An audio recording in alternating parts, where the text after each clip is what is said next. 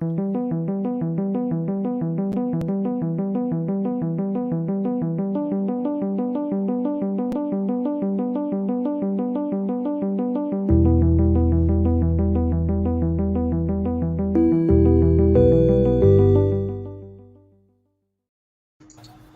and welcome to Dash 28 Live. I'm your host Mike Atkins, and today we are bringing you the Battle of the Spelling to determine which is the most correct way to spell Drew. That's right, we'll be bringing you Drew Moore, the Dalek from Down Under, versus Drew Richardson in an epic contest that is sure to entertain everybody here on this lovely Saturday evening for the last match of our fourth round of the Called Arms Universal Battle Tournament coverage.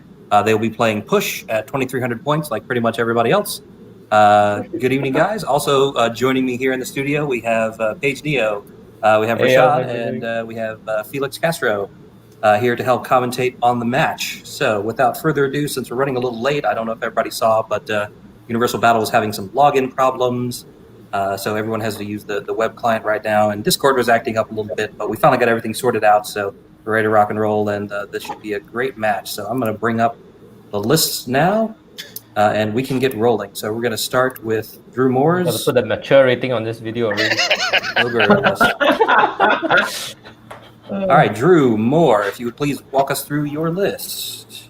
Yeah, I have Red Goblin Scouts because they know my mum pretty well, so they petitioned. The Warrior Chariots are in there because they're pretty cool.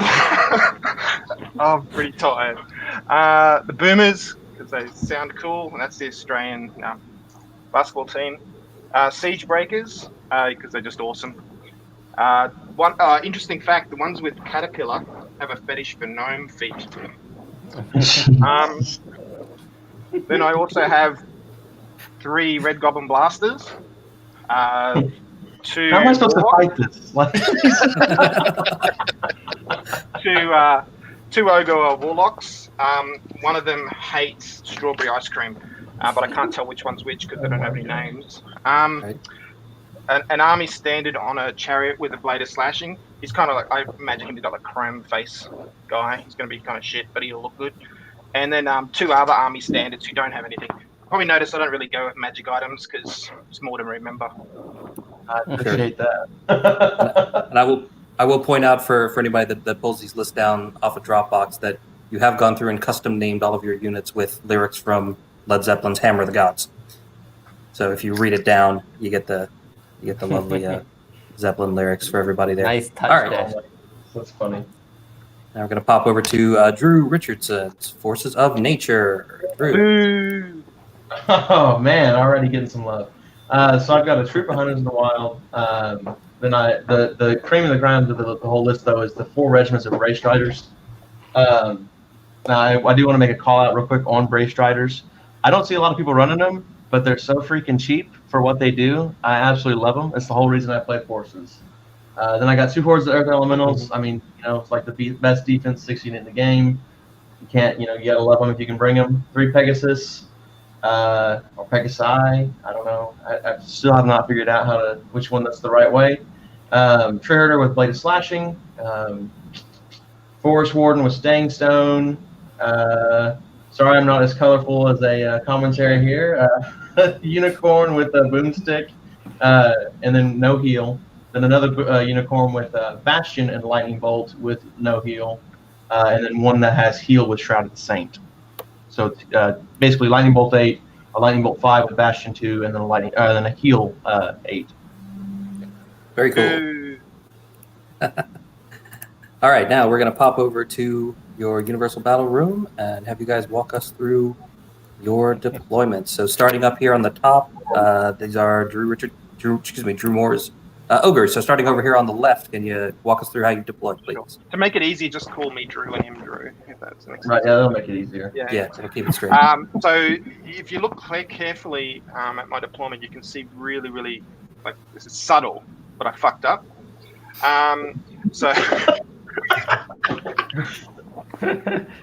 But yeah, that's pretty much the summary of it. But you've got boomers there; they like to shoot. But then we rolled the dick and balls table, which was a table with a passion.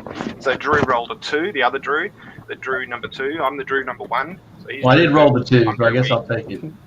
Yeah, so you rolled dick and balls. I'm gonna let everyone make their own judgment on that.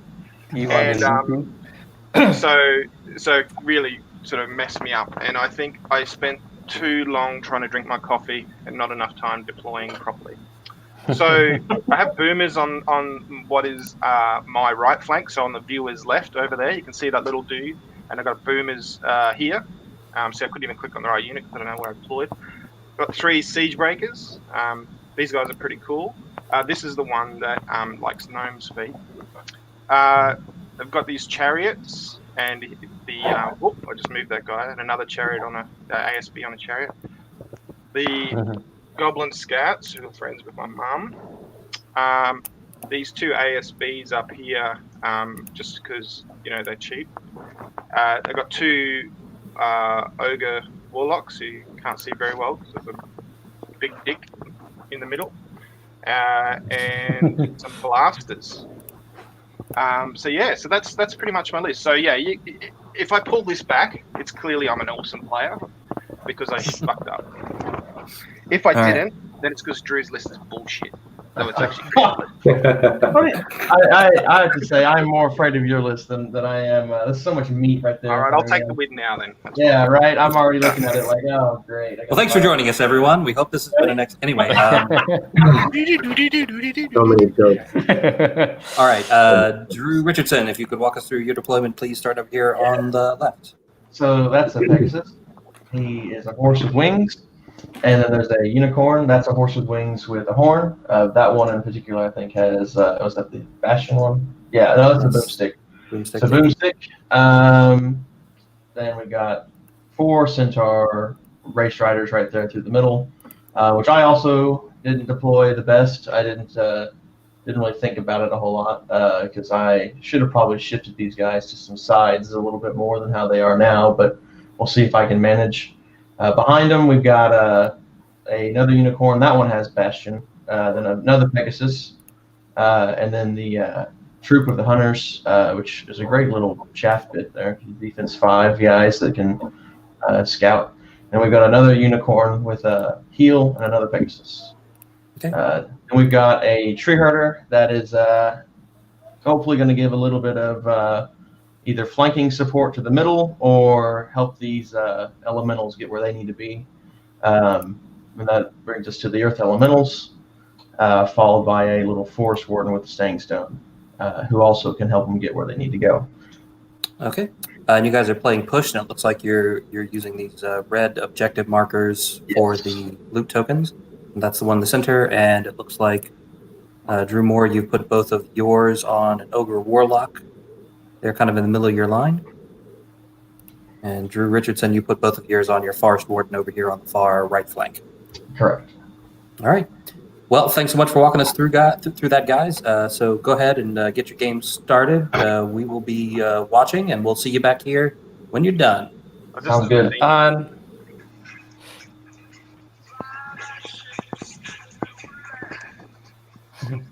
Hopefully everyone knows the immigrant sign. If you don't, you need to go. So. Yeah, we're not going to get our video flagged for copyright violation, but that's okay. It's less than 10 seconds. So it should be all right. We should be good. We should be good.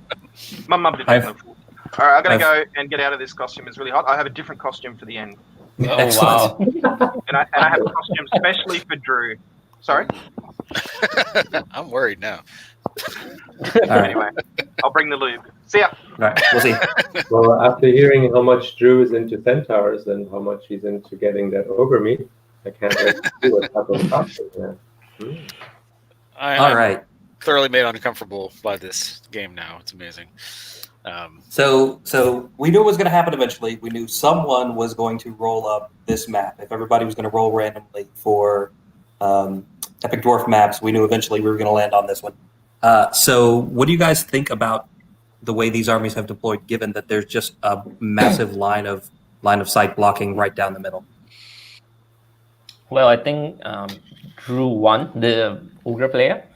He did have a unit of boomers like looking through in between the 2 hills. I think that's why he placed the boomers there. Yes, that unit. So you could see through that gap between the 2 hills.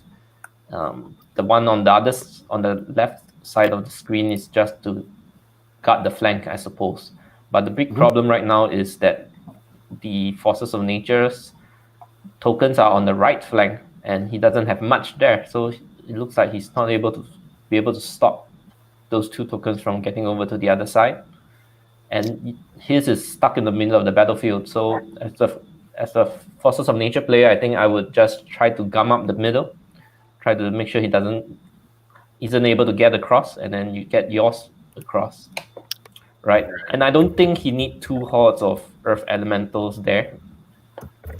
Seeing now that the Ogre player doesn't have much on that side. So if he could bring 1 Earth Elemental horde to come flanking in, that would be great. Because Centaurs are very fleshy bodies, right? They're just going to go down. So hopefully you can use the terrain to like move front and back to keep getting out of line of sight, so that the opponent cannot charge.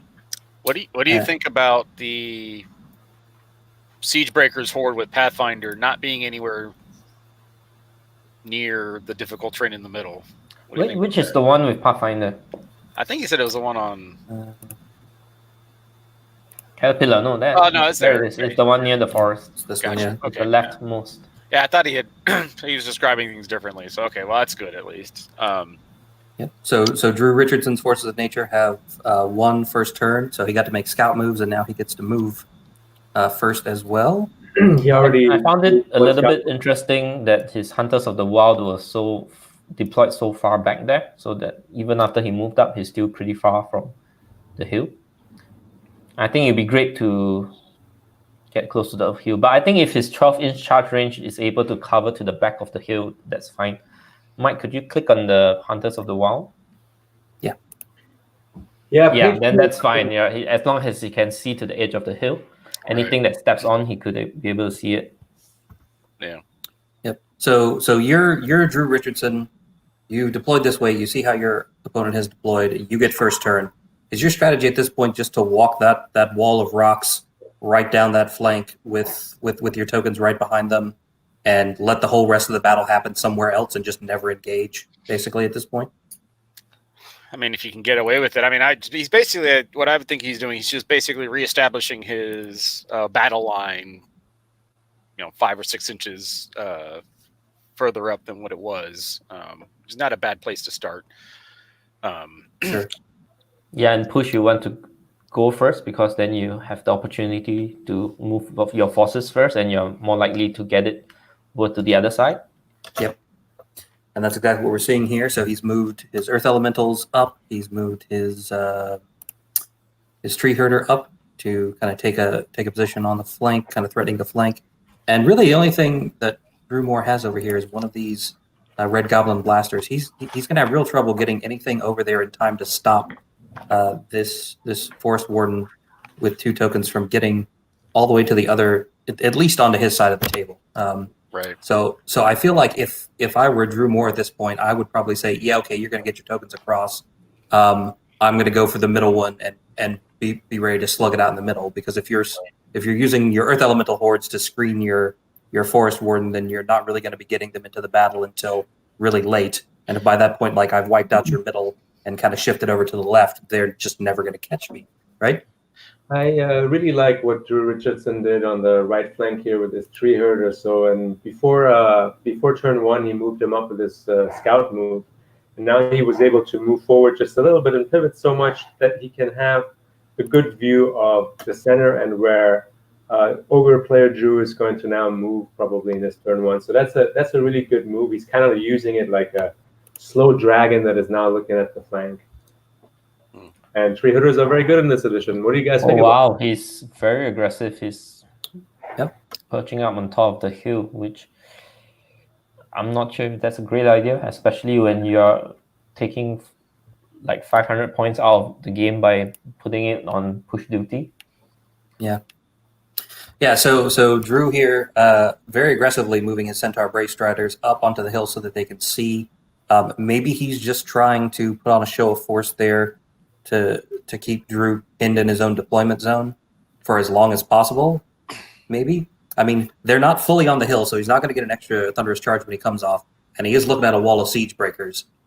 So it's going to be a tall order for them to really one-shot anything they hit over there, unless they can get 50% on the hill, and it's going to be at least another turn before they can do that. One thing Right. that stood out to me right away from the beginning, looking at this battle line, is that Ogre player Drew has a few units that Oh, he's backing up. he could not ever kill in one turn. So Nature Drew, basically with the Centaurs, needs to double charge a lot of those units, and then even then it's questionable if he can get through them in one turn. Some of the Siege Breaker hordes, even the Boomers. Centaurs in the front will not kill one of those units. So Yeah, the you're issue that I talking have- even like 8 wounds on a double charge. Like that's not. Yeah, and the issue that I have with this is most of Nature Drew's list will falter to a single charge of the Ogre player. So I'm interested to see how we're going to see the Ogres now move in turn one and what they're going to expose, because obviously they're outranged. Mm-hmm. And in some ways also outshot, because the lightning bolt unicorns are taller than the hill, so they can see and have further range. For now, they're being outshot, right?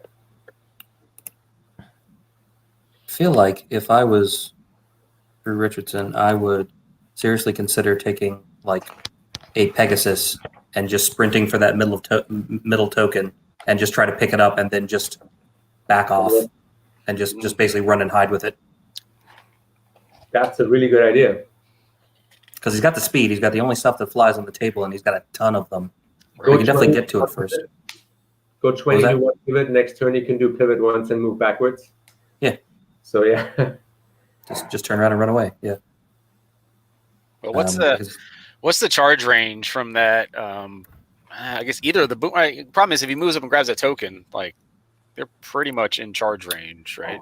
They might be. Ogres will charge 12. Those blasters will only go 10, so 3, 6, 9, 12. Yeah, you could land like just on the back And just side not of the do it, token. yeah, just enough to not pick it, not get charge range, maybe. Right. The problem is he'll probably expose himself to some sort of shooting in Pegasi or not.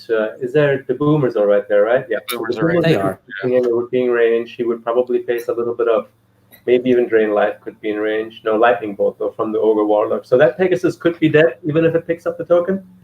You see, he moved his Centaurs back again. For a moment he almost moved them up on the hill.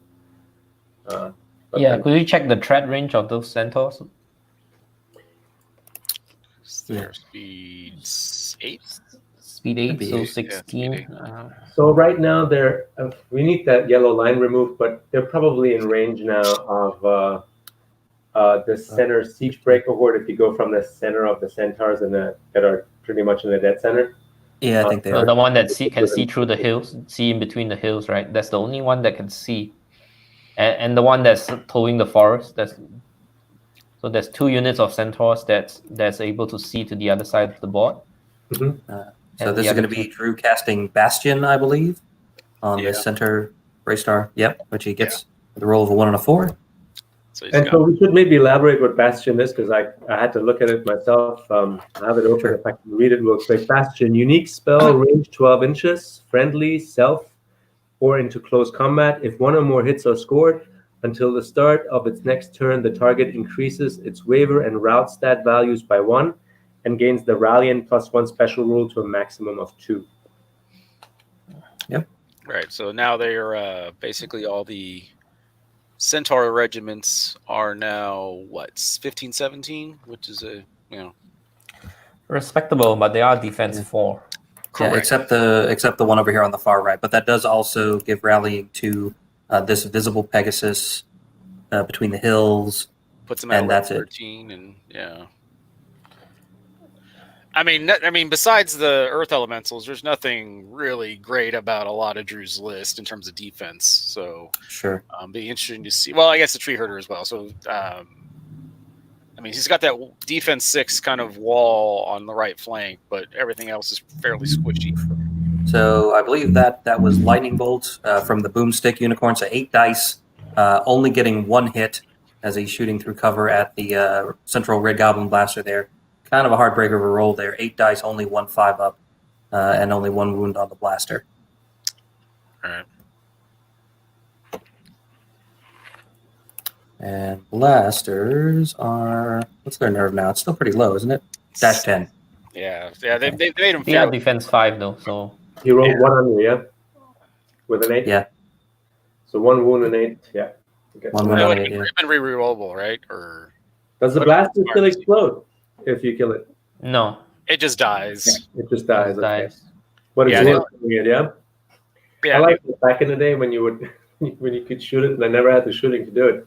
Right. So what it is now is if you charge a goblin blaster and kill it, it just dies. It just nothing happens. But if it charges you, it does damage in combat. It does all the exploding d6. Yeah, it has a very strong melee, but if it does melee, it will die on its own after that. So I'm just gonna read off what it does.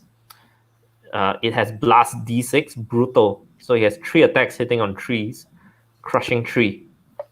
So 3 attacks hitting on trees, 2 of them will hit, and then you have a blast d6, and so you're gonna deal like 6 hits or so at crushing 3. So if it scores a successful hit in melee, it's gonna be routed after. But if it didn't charge, it didn't do any damage in melee, it could throw makeshift grenades. It's a 12-inch range attack. His range attack stat is 5+. D3 that blast and piercing 1. Nice. So it doesn't And, have it's of steady course, aim. That means if it move up and shoots, it's gonna hit at least on 6+. Yeah. Right. And it's of course -10, and Drew did 1 wound and only rolled an 8, so missed getting it by 1. And now we're over to Drew Moore moving his ogres. He's moved his boomers on the far left flank up to take up a position to shoot at, I'm guessing, the Pegasus or the Unicorn with the boomstick in the woods here. And he's moving his single, I guess, flank denial Red Goblin Blaster up to challenge the double Earth Elemental Horde, screening the Forest Warden with both tokens over on the left, or excuse me, on the right. But now, what's he going to do here in the middle? So Drew Richardson moved his stuff up, didn't take the hill with anything. So is this basically going to be a case of whoever peeks over the hill first gets charged by the other guy? Like, what do you do if you're over Drew here?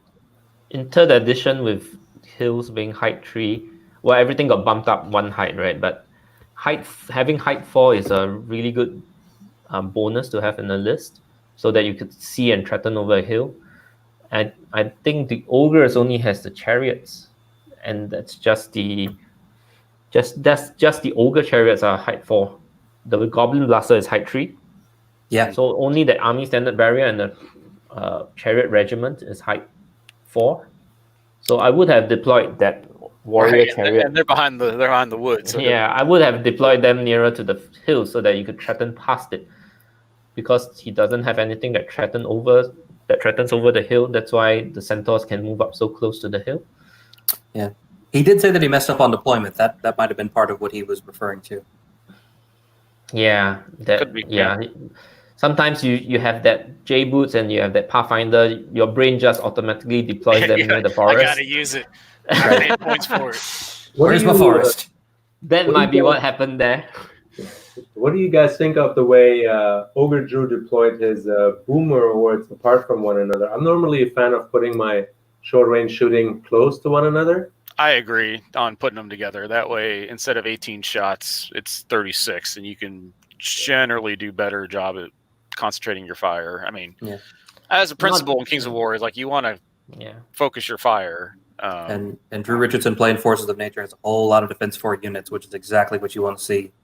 Right. The plus side is everything is defense 4 right in the middle of the Forces of Nature, so the boomers are really gonna go to town. Right. they're gonna have a blast. Yeah. Yeah, I'm seeing some YouTube chat comments. Sean said Hunter of the Wild has 10-inch charge range. Yeah, that's my bad. I thought they were speed 6. Speed 7, yeah. What is they're it? speed 5. They're speed 5. Hunters of the Wild. The speed 5? Oh, I thought Ogre Hunters. My bad. I'm sorry. I don't know what you know. Hunters of the Wild. Get with the program, Rashad. But anyway, Drew Richardson went first, so it didn't matter there. Right. And Kyle Poo is saying that's a nasty looking go fast list. and he's saying, "Oh, the Goblin Blaster can overrun, and so it could be in melee twice, possibly if it overruns." Well, but there's no individuals in Forces of Nature, so I don't know what he's talking about, man. He doesn't either. It's okay. That's wait a minute, hold on. Magic. That's an interesting thing to point out because we got ogres on one side of the table and forces of nature on the other. Is this a game where there are no individuals There on the are table? no individuals on the table, so Oh wow. how I don't know what you're talking about. Hmm. I don't know No which game you're individuals. spectating.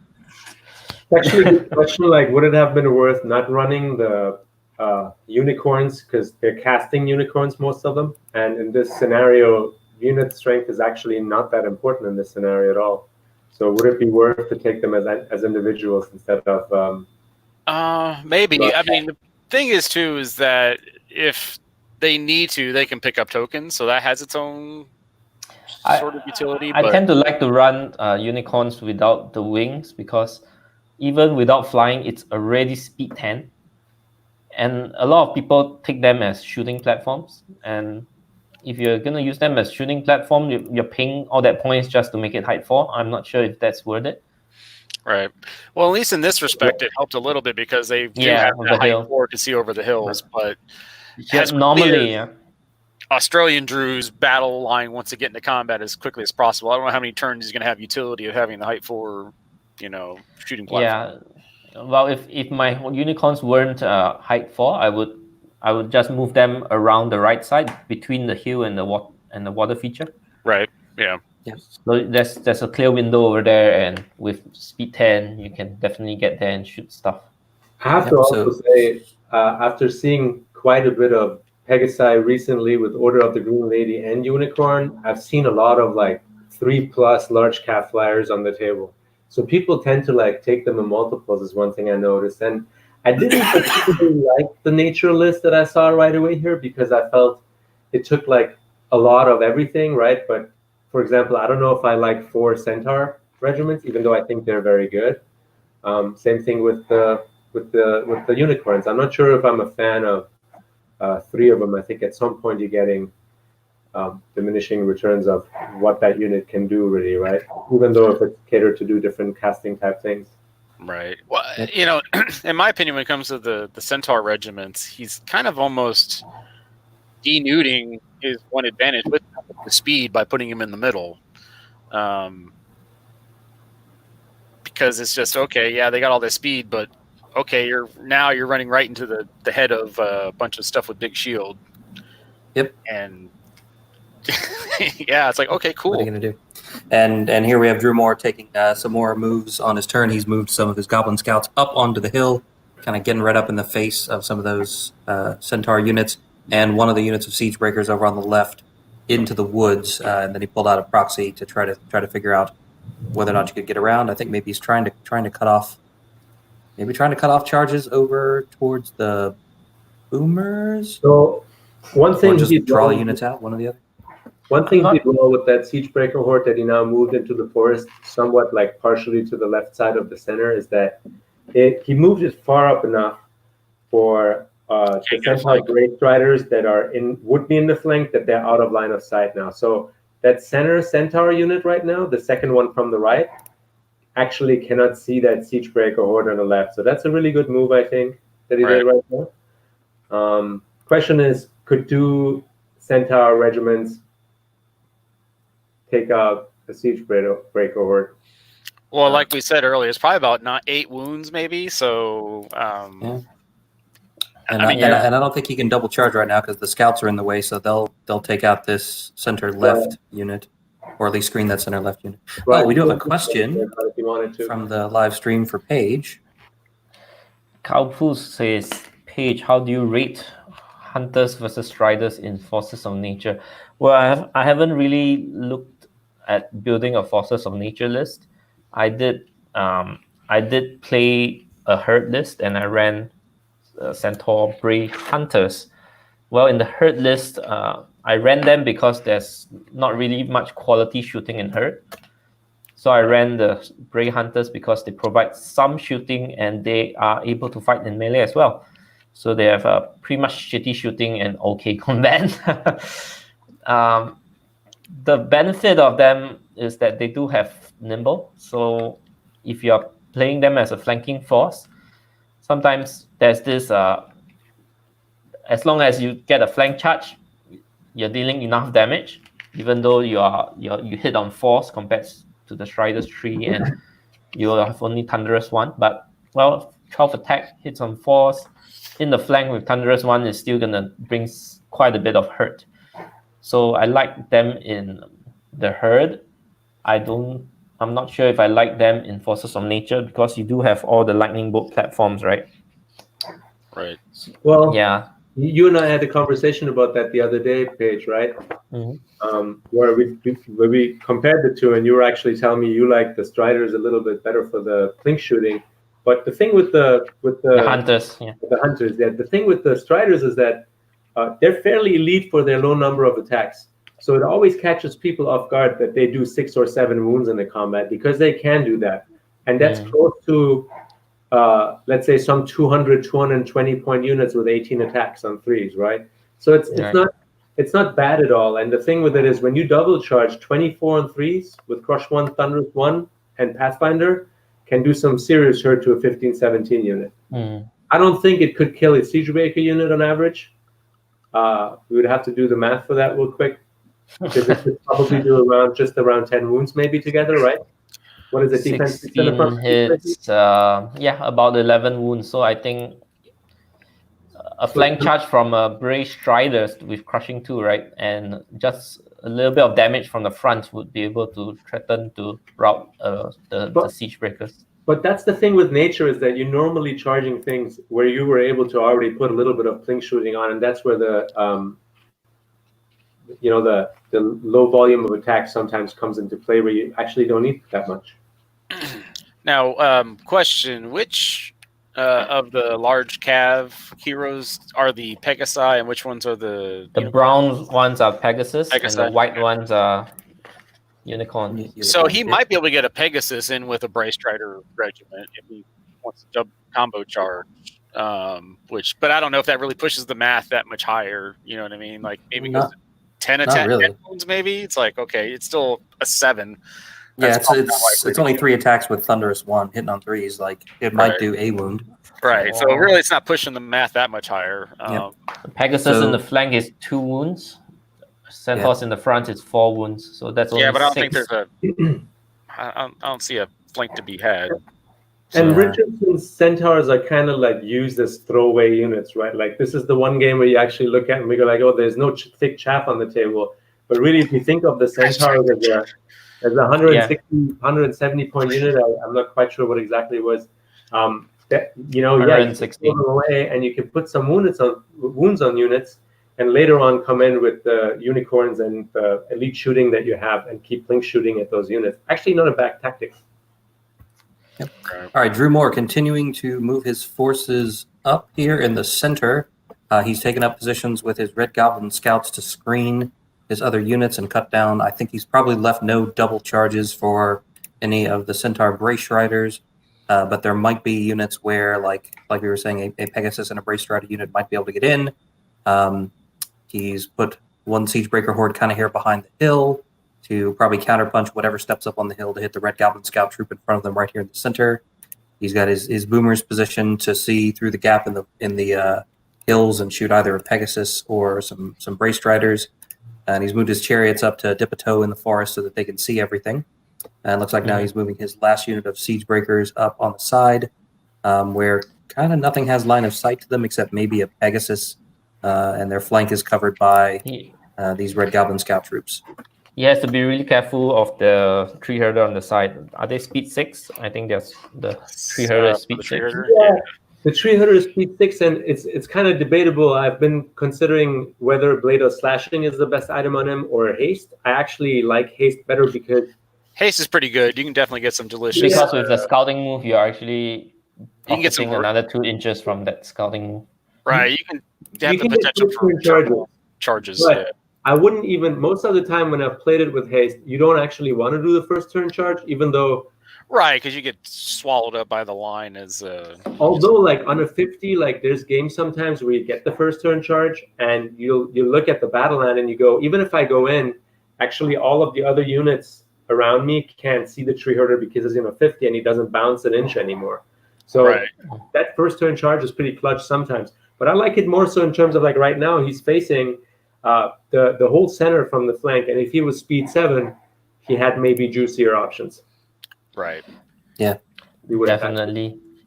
Yeah, but as So- it is, he is just out. Correct.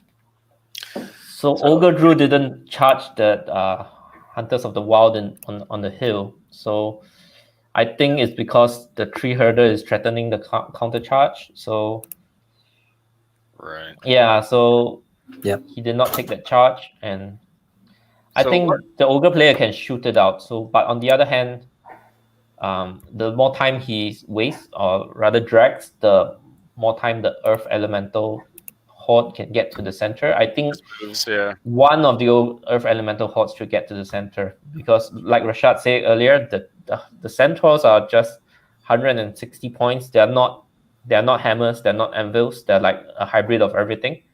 Right. But then, if you look at the center of the Forces of Nature Force, there is nothing anchoring the center. They're all soft, and right. It's like a nice candy, a very soft, chewy center. So the moment the ogres comes crashing through, it's just gonna delete everything. You do have a lot of flyers, and the thing Yeah, I is, was you going to save. ask the question: when does Drew Richardson, does he just start hopping Pegasi over the line, and start threatening stuff in the backfield? Yeah, we could see. Let's the frontmost. Yeah, what's that 20-inch mark? I mean, Couldn't even hop past, right? He could, but I think that's probably gonna die to the boomers. What about Yeah. the Pegasus behind? that's if they shoot those, that's a turn. The boomers aren't shooting the, Brace Rider regiments in front of them. So, Well, Yeah, how but I much don't- lightning bolt does he have on the warlock? So I would shoot the warlocks first and see how much damage I deal with them. Lightning bolt 3, I think, on each of them. But with the 2 hordes, Well, it's 5, 5, yeah. but they're behind other ogres, so they can only shoot at. Yeah. Oh yeah, the Pegasus is height 4, so Yeah, Right. I don't know that they can see. Right, but that's almost what I'd be tempted to do, is just start jumping flyers. And even if sure Drew has an answer for that, at least forces Drew to think like, oh crap, I have a whole bunch of height 4 flyers in my backfield now. Right. versus- Moving on to shooting. Drew Moore is opening up with these boomers on the far left, on this far left Pegasus in the woods. Looks like 7 hits on 18 dice, converting to 4 wounds. And now moving over to the middle. Let's see what he shoots with this central boomer horde. Is he going to go for the Hunters of the Wild on the hill? Is he going to go for this Pegasus, or is he going to try to draw a line of sight past it to shoot the Brace Riders with cover? What do you guys think? What's the best target? I'm guessing by the 3-inch mark on the Pegasus is going on. Let's go be shooting at Pegasus. Is that what you would shoot at, or would you try to take out the Hunters of the Wild instead? I don't think you have a good chance of taking out. Do you have a good chance of taking out the Hunters of the Wild? The problem is, even if you don't take out the Hunters of the Wild, I don't see the Brace Riders coming in behind doing much to my siege breakers. So it's kind of, I don't know. I Maybe think the way Maybe you heard me talking about Pegasi flying into his backfield. He just wants to get rid of it first. Oof, I think and the that way is Ogre Drew deployed and moved in this turn, it looks like he wants to engage in combat on the left side of the center, but on the right side, he was a little bit hesitant to take back a little bit, probably also because of that tree herder. Yep. But I think he's more comfortable fighting on the left flank, and the right flank, he's kind of like letting those Hunters of the Wild for now be. But I'm not sure if I would choose that. I do think it would be nice to remove them. oof. And both Ogre Warlocks convert no damage on that. Oh my Pegasus on the far goodness. left. That is some Power very 1 profitable shooting. Well, they have lightning bolt 6 total, right? Drew, you better follow up with the second part of that 5 verse. For 5 the, each with the 5 each with the hordes nearby, so that was a total of 10 lightning doing absolutely nothing. He's got to follow with the rest of the line of that song, But Ah. Well, he's doing Look like Sound of Silence. He's got to Right follow there. the next. look like his nipple guns are failing. Yep. I think that might be the end of his shooting, so we might be about to flip over to the other turn, unless we're going to chuck some grenades, maybe, from the central Red Goblin Blaster at the Hunters of the Wild on the hill. If they got range on that, 3, 6, Probably. 9. Yep, they just barely have range to it, and they should be able to see over everything in front of them since they are on the hill. So we'll see if they get any hits. 0 hits. 0 hits there, yep. Oh man! And that might be the one that he didn't move so that it would hit on 5s instead of taking the movement penalty. As I think. Yeah, Paige is that pointed out on the earlier, 12-inch line? That could be. Yeah, it's just there. So it hits on 12. 6 with the cover. Yeah. Here come nerve checks. That's a 5 on the Pegasus over here on the left. That He will should be be fine. fine. 4 on the Pegasus in the middle with only 2 wounds. That is fine. That is probably going to flip to Ooh. next turn. That is probably not what he signed up for when he was setting up his shooting lanes. Okay, so now Richardson is now Evil Drew, as decreed by ostensibly Good Drew, but It's hilarious. If you see the name of the room, it's called Battle of the Spelling. and that's true. The spelling of how to spell Drew. All right, so top of 2, back over to Drew Richardson's Forces of Nature. Well, So what do you guys do now here? the big question is where are all the flyers going to go? Yep. I mean, yeah, that's really kind of the question. You've survived. You've weathered that first turn of shooting. I mean, math-wise and just averages, it's probably going to come back to hit him at a later point. What do you start doing now to sort of just start? Oh, that's pretty good. So he charged his Hunters of the Wild into the Siege Breakers on the right. Yep. And if you look at the Ogre forces, the tokens are on the right side of the middle. Right. So I think that's where you should concentrate the force. So he's neutering that Siege Breakers for 1 turn. So, and his middle Centaurs can probably go into the Red Goblin Scouts. That'd be The my Flyers guess. are going to gum up the Boomers behind that. And so then he's got a real threat on the tokens there. Does the Pegasus on the far right, does he have angle on the Boomers for forward? Yes. Okay. He does. So, yeah, I would definitely fly a Pegasus into those guys because I would not bank on another turn of 18 shots only doing 2 wounds to defense for. It's going to hop the other direction. Right, you could just charge the injured one as even because it's a sacrificial piece. It's right? injured, yeah. If it takes off the shooting for 1 turn, it might give you what you need breathing space. Or you could charge the injured one into the center boom Siege Breakers. The one just behind the hill and to force him to deal with that one. Yeah. Yeah. So, but if you're Drew Richardson with Forces of Nature, you've moved up. Your opponent has moved up aggressively. He's got a lot of punch over there on the left side, but his tokens are on the right. What is your plan to win this game now? Are you still going after the center token and just trying to run and hide with it? Or are you driving as hard as you can towards that Warlock that's carrying his 2 tokens to try to slip them off and then just go hide behind a building or something like that? Like, delay the left and get the right. That's what I would do.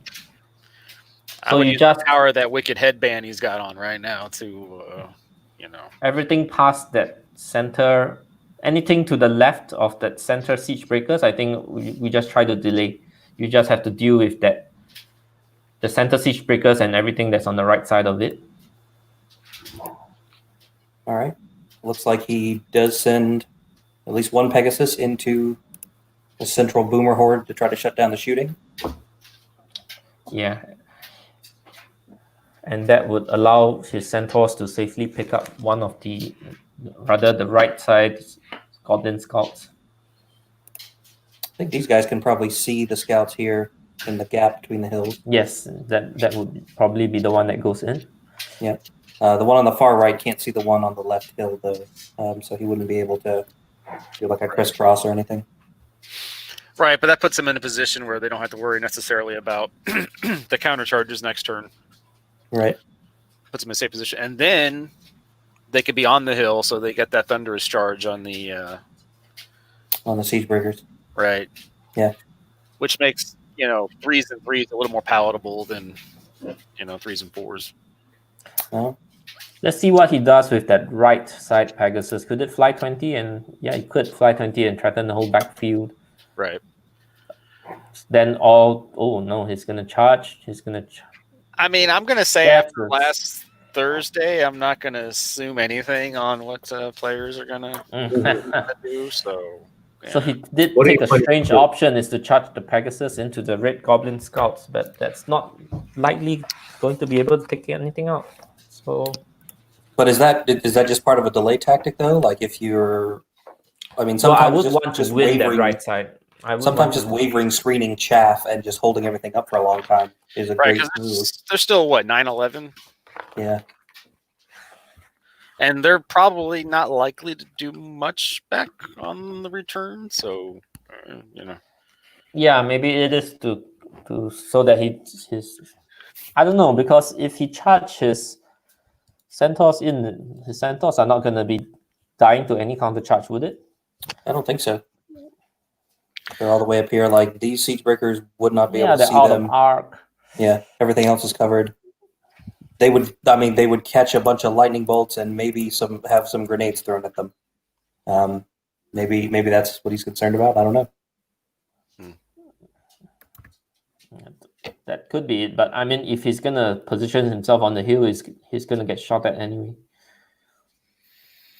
What? Yeah, I kind of like what he's doing right now. He's kind of pushing more defense 6 wall over towards the center to then move the Earth Elementals up with screening the Forest Warden.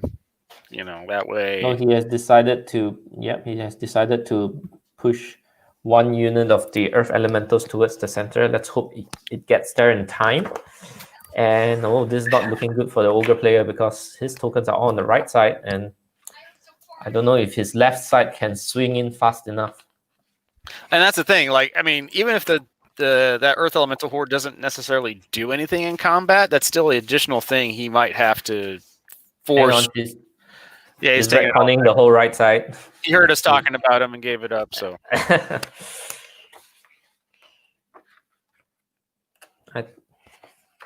Yeah, it's probably deciding which pieces are going where, what he's going to charge, which pieces are going to delay before he decides whether to move the meat of his force up.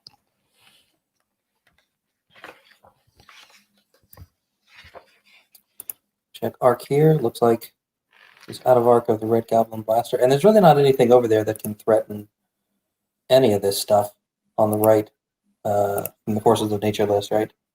Well, the Red Goblin Blaster, I mean, the Earth Elemental should just eat it in the face and just be done with it. There's no point delaying it. Yep. Right.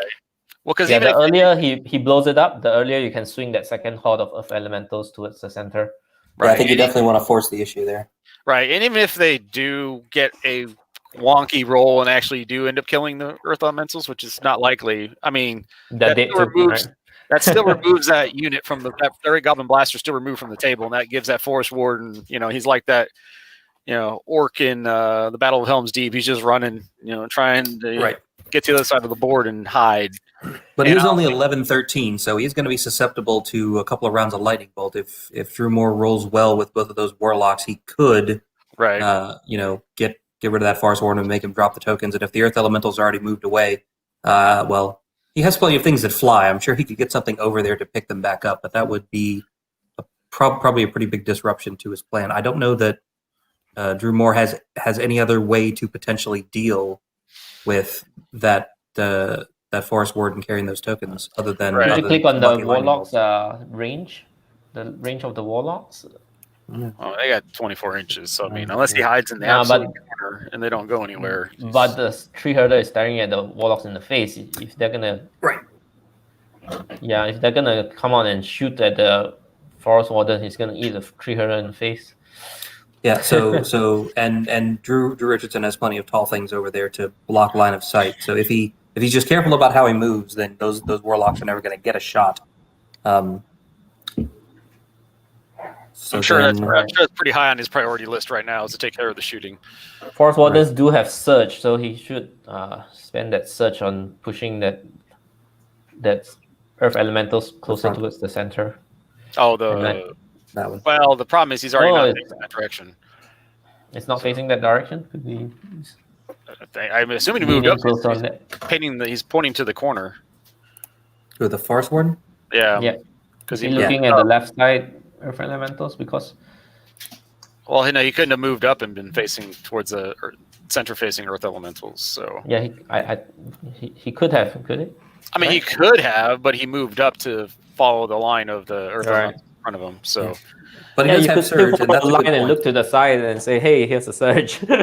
right, and that's why I'm kind of surprised he didn't do that. Yeah. Just sort of move up, but not enough to really block him out of his line of sight, and just go.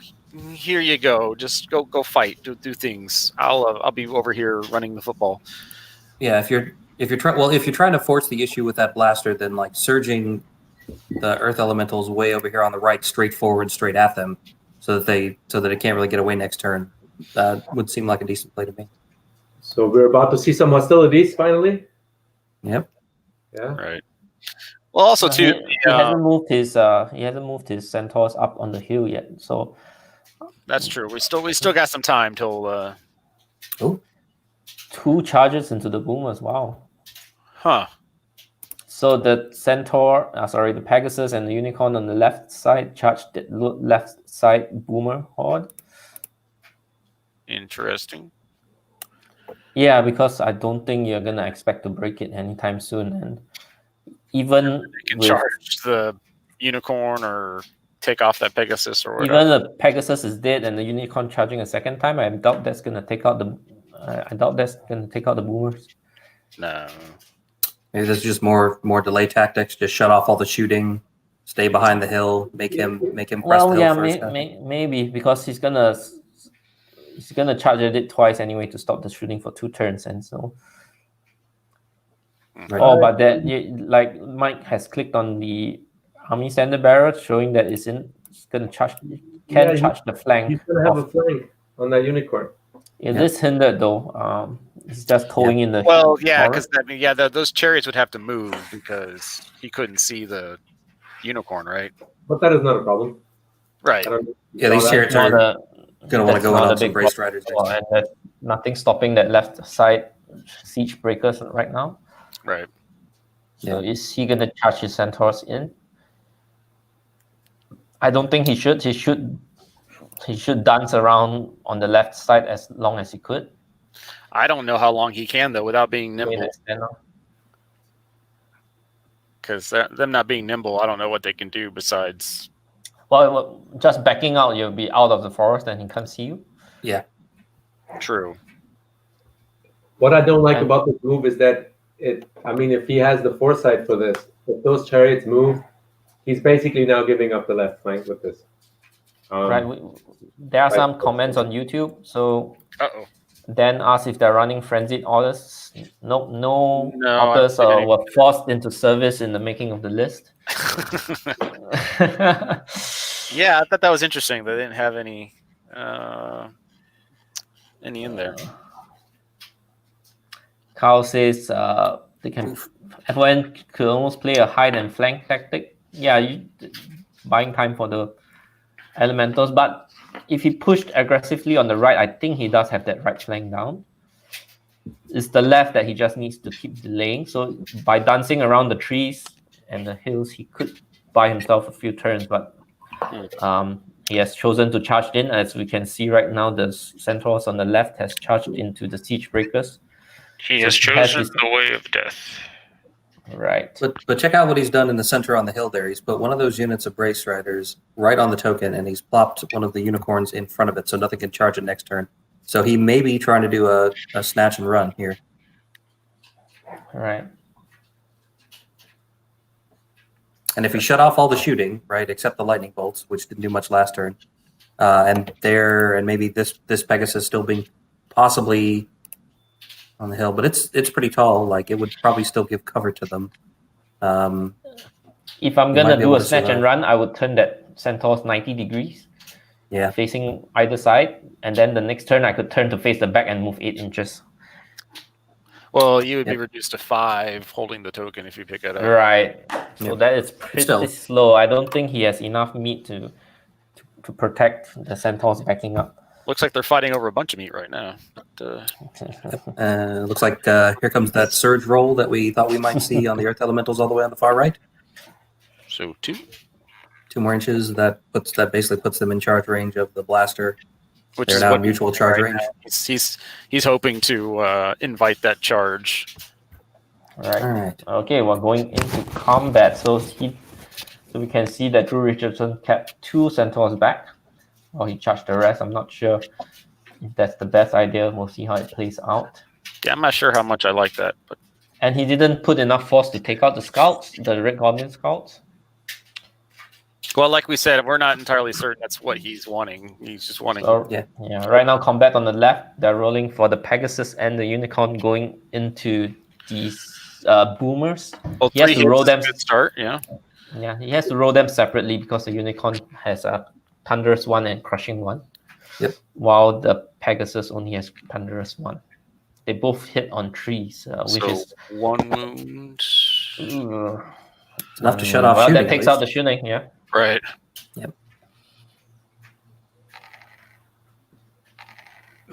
3 wounds. Nice. So to 4. Still can't do enough to kill him, but still Yeah. shuts off the shooting. That's fine. Yeah. He's So- fine. Boomers are So 15, what 17. did so- the unicorn on the center of the hill do? What did it cast? I don't think it cast anything. I think the only spell he cast was Surge over on the right side. Right. And then he skipped straight to combat. So, yeah, I don't know why he didn't. Is that the healing? That could be the That's healing. the one with the Oh, shroud. that's the healing one. Okay. Yeah. So and he's out of arc to heal his Pegasus. Not that his Pegasus would survive the next turn anyway. 9 hits, 4 wounds off of the, and then yeah, they're fine. It's whatever. He doesn't have good heal targets in the center anyway, so he's throwing it away right now. What he's trying to do with all of the moves that he did is he wants to get double charges next turn. But questionable if that plan is going to work Yeah, out. because if you're not gonna take out the Red Goblin scouts to clear space, it's gonna be tough. See, I think he's not trying for double Rolls have been all charges. great, so- I think he wants this conflict line going through the middle of the table here to sit there for a couple of turns while he runs away with the token. Like, I don't think he wants to kill anything. I think he wants to like waver things at best, clog things up, and then run away with the token. Looks like with no wounds on the Boomers horde. Ooh, that's gonna be bad. That means they'll be free to Oh shoot next dear. turn. Free to shoot. Yes, no wound. That center boomers did not take a wound from the Pegasus, so the boomers are going to be able to shoot. Well, but they do shoot as well as they've charged, right? True, but if you're them, is that Pegasus right in front of you really your best target? If the Brace Striders on the hill pick up the token, maybe you want to focus all fire on them and try to get them to drop it. Could anything else charge that injured Should Pegasus? take out that horde, right? Or no, that should take out that Red Goblin Scout Regiment. They're 9-11. Yeah, he has him on 11, I think. He needs to reroll that. Wavered. And he wavered it. That is a great result. 10 wounds, enough total of 10. So that's just a waiver. So that's a great we're result, though. talking Like, about. if your plan is to hold everybody still, like wavering crappy chaff is the best way to just screw your opponent's entire plan up, because now he can't get them out of the way, he can't charge through them. Like, Yep. That is not But bad. pieces are gonna drop, right? So we're gonna see some exchange of pieces going on. I'm not sure if the Centaurs picked up the tokens. All right, now that's the combat of the Hunters of the Wild against the Siege Breakers. Wow, a troop of them have 12 attacks. I'm surprised. Yeah, they're like Berserker type units. Oh, a couple shy of waver. No crushing though, so So 3 wounds, 10 for a nerve roll here on the. Well, they came off the hill page, so they all had right, a they came over charge. here. yeah, they came off the hill, but they still only got 3 4s. Bummer. Good Drew turn 2. How much? I'm trying to look. How much heal does Good Drew have on his army? Who's good and who's evil right now? I'm confused. They're both neutral. They've kept it that way on purpose. So he's I got think Draining they're both Life. chaotic. That's their alignment. Yeah, they're both chaotic neutral. It's hard to tell. Exactly. Which is the best Sorry, you can be Felix. aligned. What do you say again? I keep cutting you off. I'm just wondering, like, Oh no. Uh-oh. dun dun dun. Oh no! Some models are not in sync with. That's a new one. I've never. My Never seen that apologies, already. folks. I'm going to stop screen sharing and bail out and see if I can get back into their room.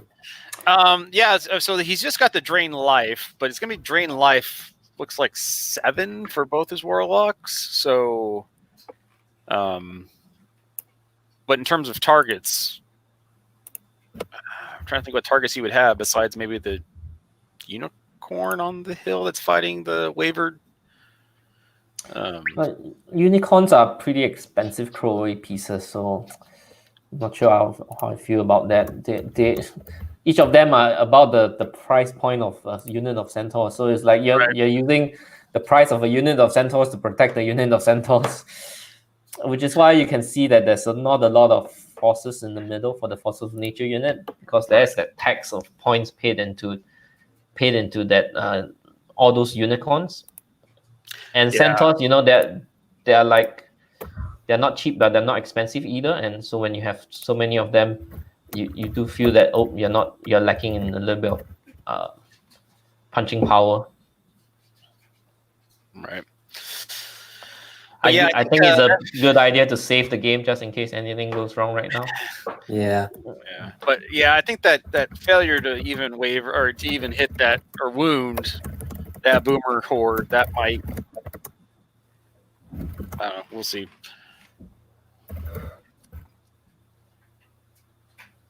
Oh, he picked up that token. So you can see that the central token is on top of the center centaurs right now. Yep. Yeah, it got moved, which kind of makes me even wonder more why he, at least the one on the right centaur regiment, why he backed them up versus moving them up. But here's a little trick that he might be able to pass the token, like a pass the baton style. So you could back up 4 inches and drop. Oh no, you have to drop it at the start of your movement. So, yep, right. But I mean, if you're gonna, I don't know. Like I said, I gave up trying to guess people's strategies about 3 days ago. So Sean and Carl and Dan has been talking a lot in the comment section, the live they have chat. So let's see what they're talking about.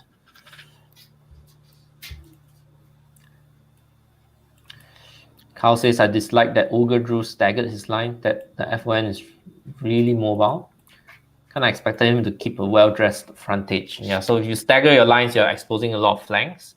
Correct. But looks like the Forces of Nature Drew is not intending to do any big charges right now. I don't think there's any big charges going to happen. And he has sort of thrown all his flyers to be sort of taken out. Right, that center unicorn is there to be sacrificed to the siege breakers. Yep.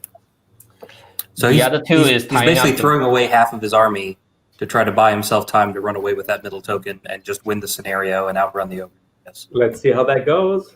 Let's see how it goes. It's a bold strategy. Let's see. Very bold. Very bold.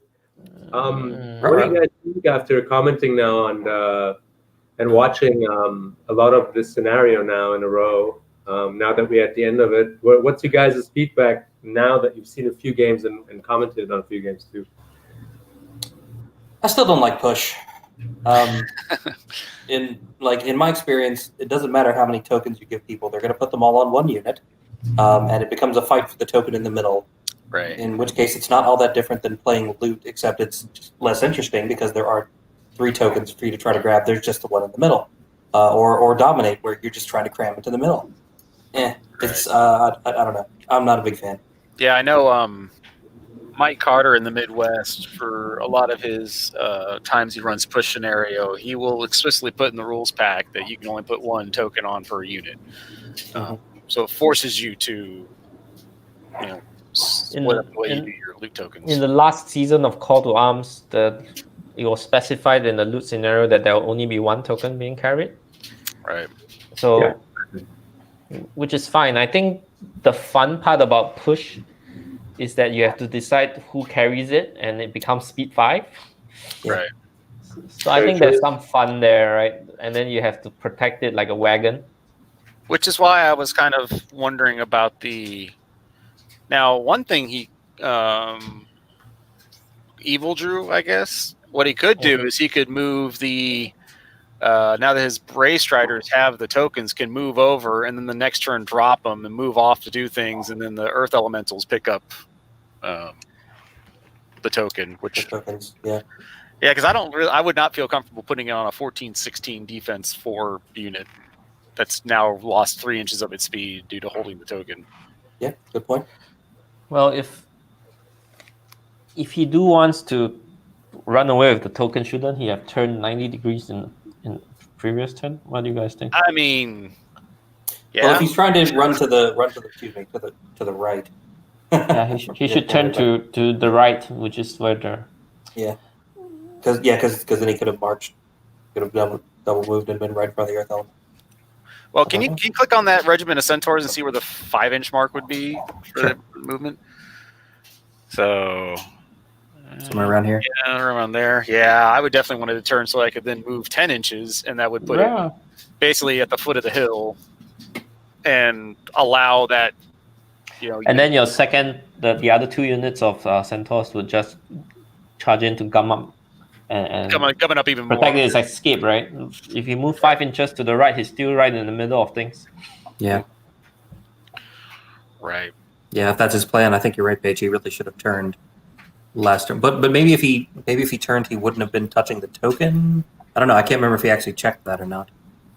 I don't think he had. He definitely has range. He was just off the hill and he moves 8, right? So. Yeah, I mean. Definitely has the movement to do so. He's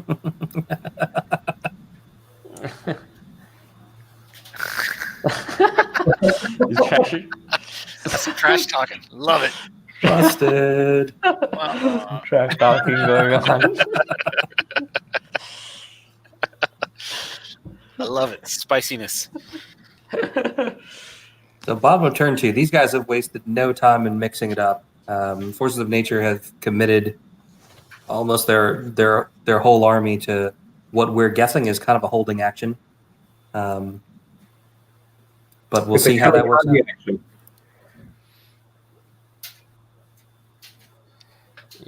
Right now is the Ogre Drew's turn, right? Am I right? Yeah. Okay. So he's still deciding. Nothing has moved yet. Bottom of 2. Right. So let's go to the comments and let's see what people are talking about. So Sean says the tree is key. Sounds prophetic almost. The tree is key. Everything on the right now is stuck for 3 turns with siege breakers. Oh yeah, the wounds. Yeah. D6. Defense 6 is its own delay versus that list. So Carl is talking about siege breakers being defense 6, being a good delay. Mm-hmm.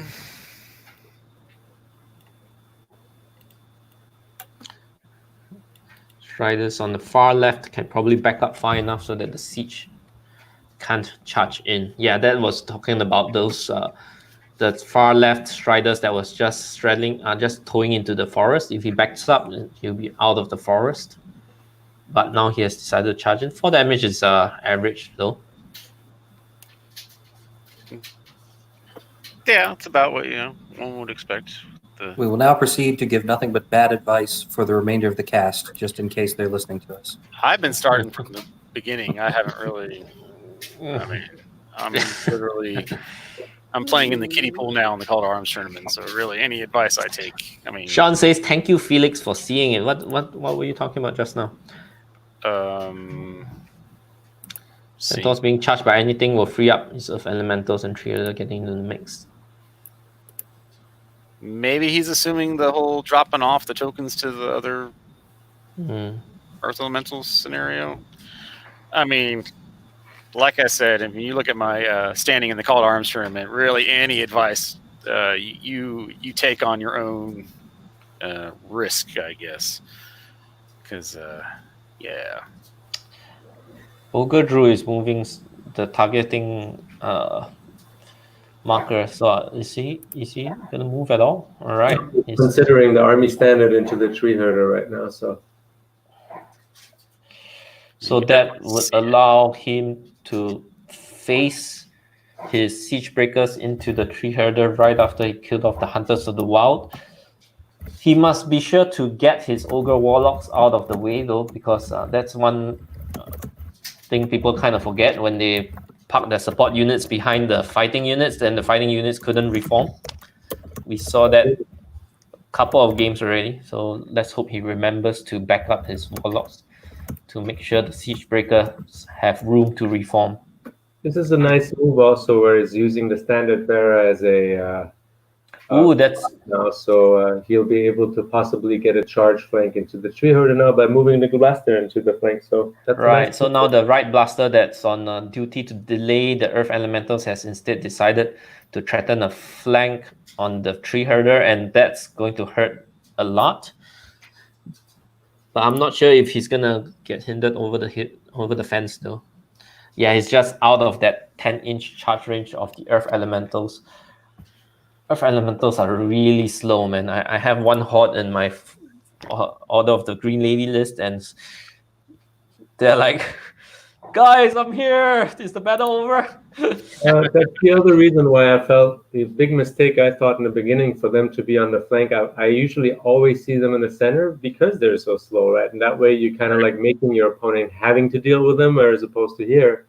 Basically, Ogre Drew got away with not dealing with them the whole game pretty much, and they're not going to do anything. So yeah, and a lot people might think, well, they're speed 5, same as any infantry on foot, right? But the key thing is they don't get to move 10 inches on that first turn, and that's the one that caused them to be out of combat for one more round. Yeah, and that's why they usually don't get into the combat till like turn 4. A lot of people, for this reason, used to play Forest Shamblers in Nature as an unlock rather than the Earth Elementals. Forest Shambler Hordes, actually, not even the Regiment. And they're really good, actually, if you look at them for the points and the Vanguard and the Scout move and all that stuff. So, yeah, with the Tree Herder being quite good now, it's kind of sexy to bring Forest Shamblers, Tree Herders, all the scouting shebang. Mm-hmm. Of course, the regiments don't unlock anymore, and that's how people used to like them. Right. I still think the regiments are some of the best tactical pieces in the game, with that scout move and also the dash 14, defense 5, and right Pathfinder and all the beauty that they have. Crush 1, really cool unit. Well, if I had the points, I'd like to have 2 regiments and 1 horde, so that the horde could threaten a flank on whatever's trying to deal with the regiment. With search shenanigans, of course, and yeah. But if you take Tree Herder is an interesting point for me because they are very expensive. If you use him as a search caster, you are wasting all that points. So the threat to have it is always nice. You're paying the points for it. He's really like a combat figure, but yeah. Then you might want to bring a second search caster, right? So Drew, I guess good Drew, did move up to get the flank. So what do we think he's doing with that red goblin blaster on the far right? He is definitely threatening the charge on the Tree Herder, and I hope he doesn't. I hope, but I think he will clip the obstacle going in. Right. So but with 3 attacks on 4s. I mean, it's not. I think it's a good move because right now, the Tree Herder cannot face both the Siege Breakers and the Red Goblin Blaster in the front. So he's gonna take at least a flank from one of them, and both of them hurts like hell, man. Right. So basically, he's just setting up not for turn 2, but for turn 3. Yeah, definitely. After the Tree Herder kills off the there's a third Army Standard Bearer. He doesn't necessarily fight the Army Standard. He might as well just move backwards as well and say, you can't charge me with both. If there's a possibility for that to get them into the front, that's a possible move, but I'm not sure if he's going to do it. He didn't get himself into a really good position there with that Tree Herder. He doesn't have anything to support it. Right. The Yeah, tree the herder is elementals are supporting, that's both why he's a support. Right. So now but problem is top of 3. Now that he's put that Red Goblin Blaster in charge range. Well, I mean, he was in charge range to begin with, but now you're talking a flank from those Earth Elemental Horde. The other thing is you're not taking advantage of that. The tree has Aura of Life, right? Radiance of Life, correct? Yeah. Radiance of Life, yeah. So you're not taking advantage of that by him being by himself somewhere over there either. Not. Well, I think he might have been assuming there was going to be a lot more on that flank, immediately threatening the Earth Elementals. Hence, he moved up and pivoted so he can start moving into the center as quickly as possible because he realized he just wasn't going to need it. That's the thing with, I guess, deployment. Although he did have 15 units to, I guess, Ogre Drew's 16 units? Yeah, he got out deployed a little bit. Right.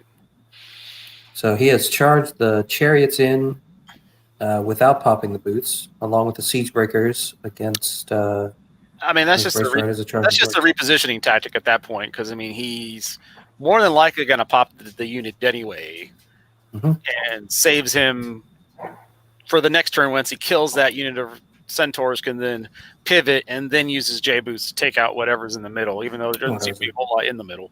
So it looks like he's double charging the unicorn on the left flank with both the army standard chariot and also the boomers. He wants to make sure that guys. No, it's not guaranteed that actually. I mean, it's a 12-14 defense 5. There's a good chance it might live, but we shall see that. But not charging the Pegasus means it's free to fly away. Yeah, true. I think I would have gone 1-1. I don't know because the flank into the unicorn wouldn't kill it either. Yeah, but I mean, the counter charge from the boomers might actually, take out that Pegasus because it's already got 4 wounds on it. Can the boomers reform and shoot like back to the back, or can they only do 190 and shoot? They can reform and they can turn around and not move and shoot 12 inches away. Right. So yeah. That's why that's like the boomers are their one flyer defense is to be able to spin around 360. So even if he flies the Pegasus over, like there's a good chance he's gonna be briefed on the next. Well, if you get the boomers to turn around and shoot you, then it's achieved its objective. Right, and then he's gonna turn around and he's gonna look into the forest and have nothing to shoot at, and then he has to walk into the forest. It's gonna be out for the rest of the game if he does that. That's interestingly, whatever's happening on that flank is actually not gonna have much to do with the game outcome, I think. But I'll speak to that in a minute. Yeah, we'll see how fast he can get his warrior chariots to support. Yeah, so I think honestly. Yeah, I mean, regardless of what he's doing, he is keeping the boomers out of the game. So really kind of what they do is kind of inconsequential. But honestly, if they should kill that Centaur regiment, those chariots do, since thanks, Steve, appreciate it. This is what quarantine or self-isolation. I do notice a lot of you guys are growing a beard in lockdown, right? Yeah, well, it's I don't know. My wife absolutely does not care for it, so I'm hoping Stockholm syndrome takes into place after a while, that she just stops caring about it as much and goes from hate to it's okay to okay fine. But that's really my strategy. Well, going into the shooting phase, so in the movement, we just saw some shuffling of Red Goblin blasters. The Unicorn got charged by the Siege Breakers as expected. Those things that could countercharge are countercharging. And on the left side, we do have that charge on the Unicorn and the combo charge on the Centaurs in the forest. Well, it looks like the Warlocks did back up a tad bit so that the Siege Breakers have some wiggling room. A little bit, yeah. Oh, what's going on over here? He's shooting the Boomer Horde forwards. Yeah, I don't know what shouldn't you see, because all right, what targets are that's a Pegasus. That's a good target. He could shoot at the Pegasus that wavered the Red Goblin Scout so that it couldn't delay, it couldn't gum you up for another turn. Yeah, because you might not be able to see the Centaur Race Riders here with the token, with the Pegasus in the way, because if it's on the hill, then it's taller. Right. than everything on the table. Well, right even now. if it. So the thing is too, if you can do that and you can take out that unicorn, that gives those Red Goblin scouts freedom to move up and then start threatening. If he's going to do that token handoff thing, Right. gives him that threat to possibly hit that unit in the flank next turn, or for a rear even. So The 3 wounds from the first lightning bolt onto the Pegasus looks like. This is the Pegasus that is in front of the wavered Red Goblin scouts in the center. correct. Yeah. Yeah. So already a better shooting phase for his warlocks than last turn. So. Than last turn. Yeah. In What fact, did he do? three times as better as it was last turn.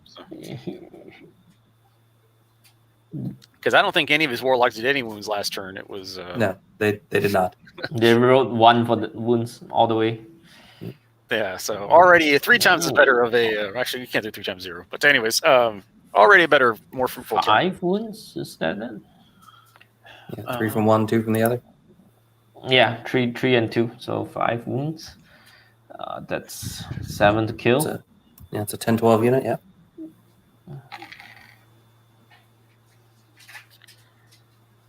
Oh, and that's the Goblin Blaster throwing his Yep. grenades. And what's that roll? 1 die roll for? That is a fan. Oh, that is halving his attacks for moving and And shooting and shooting. So it's a 7+. So you have 1 die roll of 6. Yep. Nothing basically. So wavered. Yeah. Yep. Which is good So for good for either Drew, I guess, because Drew Richardson's. I think it's better for Drew Richardson. He wants that wall to stay there so those Brace Rider Center token can get away. The longer those 2 units stay there doing nothing and going anywhere, the more it covers them. Because with Drew Richardson's 2 tokens securely able to pass over to the other side, that's already 4 points. Yeah. So for Ogre Drew to just draw the game, he has to capture the center token and have it over the halfway line. Right. All right, moving on to combat over here on the left. Looks like he's doing the double charge on this unicorn first. Right.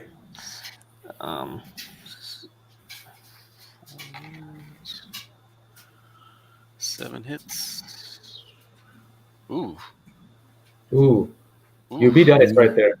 That's some serious. That was one of those I had to check to see if he was rolling D3s. Yeah, me too.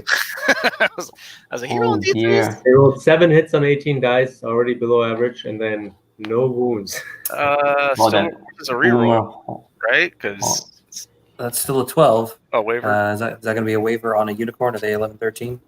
All right, yeah, it's a waiver. That sounds about right. 11-13. They're 12-14 actually. Oh, 12-14. Oh, okay. So how much even did with- the even with chariot Brutal, do? How much the chariot dealt the 4 damage? Yeah, the chariot did all 4, and then the boomers did a whole lot of nothing. right, and even with brutal, he'd still Still a waiver. wavered. Yeah, Still Yeah, just that wasn't a 13. physical roll from those boomers. I mean, they got punched in the face, man. What do you think? they should have done 4 or 5 wounds on average. They did none. I'd say 4. Well, what? According to flank is Paige, not gonna matter in the 60% game of the anyway, right? Yeah, it's true. It's true. And actually, That's with that lightning bolt unicorn stuck there, at least you got rid of lightning bolt 8. So Yeah. Right, but the question is going to be now, especially what is that Pegasus going to do? Because it's injured already. I mean, what is it? Does it stay back and force the boomers to turn around and shoot at it, kind of give up those 80 points? Or Steve, I'm pretty sure I said that like 5 minutes ago. We'll get the exact quote. I think it was close to what he said. He had it's a bold strategy, Cotton, but It's a bold strategy, Cotton. Let's see if it pays off. what is that 7 dice over there? That was the Goblin Scouts on the the. left side of the center. Right. So this is going to be the pain train coming in. Toot toot. Yep. Chariots were hindered because they chose not to use the starter Right. boots. Oof. Yeah, that's a lot. Uh, Definitely swings that a lot, but still 3 wounds. It's probably enough to kill that regiment, maybe. Because how much did the Siege Breakers do? Siege Breakers did what, 9? One of they crushed 2. So yeah. They're crushed 2. If they're crushed 2, then it's 12. Yeah. So then 14. Yeah. So it should be dead because they're what 14, 16. Yep. Yeah. 14, 16. So that first roll did it just barely, and then the second roll just made it academic. With an 8. Yep. All right. See how he reforms though, because that's what I'm saying. Like that, what I was going to say beforehand was like this is what's going to be crucial because that frees up that, and why I can see why he didn't pop the boots because that gives him his ability to turn his chariots and still use them charging out of the woods into whatever. But the problem is, I don't think Drew Richardson's given a lot of targets right now. Well, he's going to have to walk forward to get into that second forest just to be able to see. Yeah, if he pivots on the spot, right. He should pivot on the spot, I guess, but then he's still not wouldn't be able to see past the second forest. Right. Yeah, because now his Siege Breakers are in the way. Well, I guess he can see over the Siege Breakers, right? He's at least type 4. Yeah, he could turn his Siege Breakers first. Right. Yeah. Just kind of what he needs to do. He doesn't have much room there either because the blaster is right next to it. So right. But yeah, he'll be able to do it. Yeah, he'll still be jammed for a turn or 2. Right. And hey, the unicorn didn't take damage, so it's still flying. The unicorn in front of the Red Goblin Scout, so he could charge it into the Siege Breakers if there's space. And the Centaurs can take out the Red Goblin Scouts. I mean, yeah, he should be able to get in there, but I mean, the problem is you're just freeing up. I don't know. Yeah. Yeah, I mean, if your plan is to hold him back, then like you pick the one unit that you want to slow down the most, which might be the chariots, and try to put 1 wound on them to keep them from moving out next turn. Right, because that's the fastest thing on Drew Moore's side of the table. Right. All right, Siege Breakers on the hill. Oof, that was not a good roll, right? Hitting on 3s, only 9 hits. Only 9 hits on 18 dice, and only 4 wounds. That's still no. Oh, it's an 8 wounds, yeah, sure. No. Oh, yes, he has Brutal, so that's just did it. So he killed the unicorn in the center? Yep. Yes, sir. The one with Healing Shroud is gone? Mm-hmm. All right. Yeah, those are costly chaff pieces, man. So that seems like... What do you think he's going to do with the Centaur Brace Riders in the center that are holding the token right now? What is the tactic there? It only being able to move 5? Well, it's still going to be out of it. Even if it pivots right and just goes, it's still going to be out of the charge range of those Siege Breakers, and you can maybe get those multi-charges. I don't know. Problem is he has a lot of chaff pieces or plate pieces that he's playing like chaff, and he's going to quickly start running out of that. Interestingly. So, like, probably the center, I mean, we can't predict this based on rolls, but it looks like the ogres are going to roll through the center and at some point past the center line. Mm-hmm. But right now, Nature Drew is holding 3 tokens, right? Even though they're not across the board. So, correct. Interestingly, even though he's getting crushed in kill points and unit strength, he's still holding the tokens right now. So yeah, it might not matter. He might just have these other 2 Centaur Brace Riders back here to plug whatever holes in the line appear, and just let the token get away, which might be some of what they're measuring right now. Mm-hmm. I don't know. But I mean, I feel like you have to, if you walk forward. He might be trying to check to see if these Brace Riders can flank those Siege Breakers if they walk forward. Because walking forward is kind of what you'd want to do, right? Like you want to get close enough to these Brace Riders to put pressure on them so they can't get away with the token. But you don't want to open yourself up to a flank charge by these Brace Riders next turn. Right. I don't think he has to worry about not being able to charge those Centaurs with the token. They are speed 5 now. Yeah. But if they get out of the way, then like I suspect one of these 2 Centaur Brace Rider units are going to charge the Siege Breakers and hold them for a turn. If not both, charge them. If not double. I don't know if there's enough space there for both to fit in. I guess it depends on whether this Pegasus that's currently being beaten up by boomers lives or not. 13, that should waver? Aren't they 12, 14? No, the Unicorns are 12, 14. The Pegasus are lower than that, I think. 10, 12 only on the Pegasus. Oh, okay, so that should take that Pegasus. That should do it, yeah. That'll do it. Yeah. Yeah. That's kind of if anyone listened to the Northern Kings YouTube podcast they had, I think. Who are they? Yeah, I don't know. They're from a place in England. I like to say. I can't remember where. They never mentioned it, so it's kind of hard to tell. Adam Padley was talking about how people tend to just throw chaff away too quickly, and I'm almost thinking this is kind of what Drew Richardson did. It's like he's thrown a lot of stuff away, but I mean, he's definitely running low on pieces. So. Right. At a certain point, you run out of chaff. And by the end of the turn, he will have one wavered Pegasus and that unicorn in front of the red goblins that's still hanging around the center. And of course, he has his 3 units of centaurs.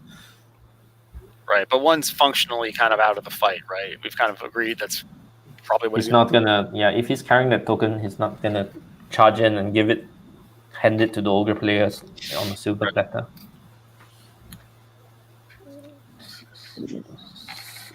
So that 15 hits on 18 dice, that's it's probably overkill. Yeah. That's a little bit. It's making up for his buddy that had the now 9. Let's see if he has room to wiggle and face the tree herder because he did not didn't leave move that. a lot on the warlock. Yeah, he backed up a little bit, but not a lot.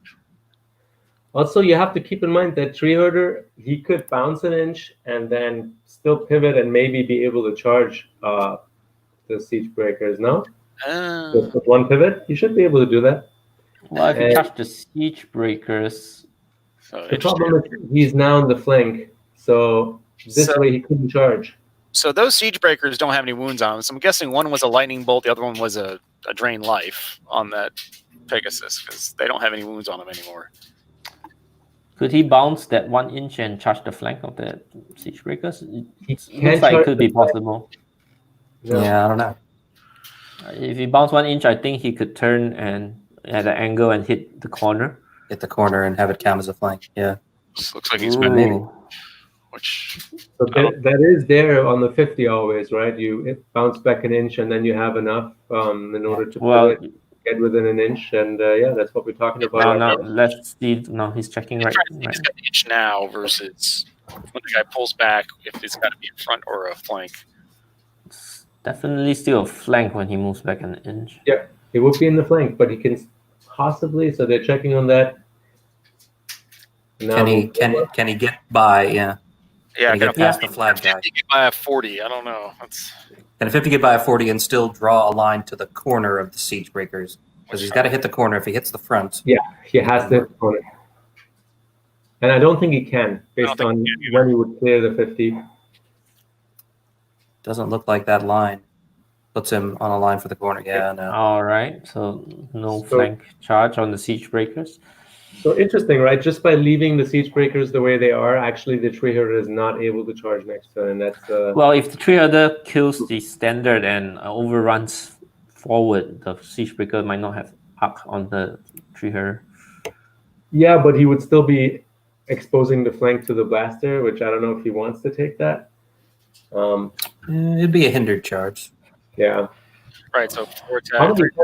He would eat the blaster on the side, kill it, and turn around and face the siege breakers. I don't know if the siege breakers have enough firepower to take it off after that. I don't know. So but I mean, he definitely needs to bring that second red goblin blaster to assist. He could. Right.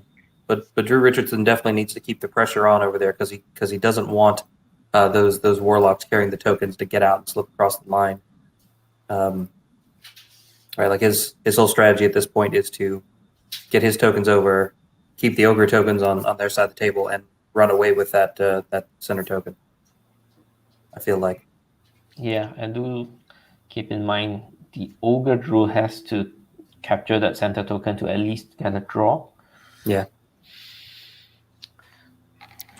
I mean, it is turn 2, so I mean, a lot of stuff can change. And flag guy does no wounds to the tree herder. The issue is also though, like if now with this placement, and I like this with him not facing the tree herder there in the center, is he's actually looking down at the hill that's on the right of the center. Mm-hmm. Meaning if Nature Drew chooses to go sideways with the centaurs, he might be not only in the arc but also within charge range of siege breaker. So right now it's looking kind of dire for the center Centaur unit. It doesn't really have any good place to go, even though it's holding the token. Right. Yep. And the boomers got freed up, so they can shoot, and both warlocks could lightning bolt it next. Yeah, and next if turn as well. if he chooses to back up, he can only back up 2.5 inches, which I think still puts him on touching the hill. Yep. That means he can, It'd be cover, right? But still, to still be shot at. That's He could potentially to be charged at even. but I That's don't know. true, yeah. I don't know if you have enough space to actually be able to go side. Yeah. So Silicon might have a wound on it.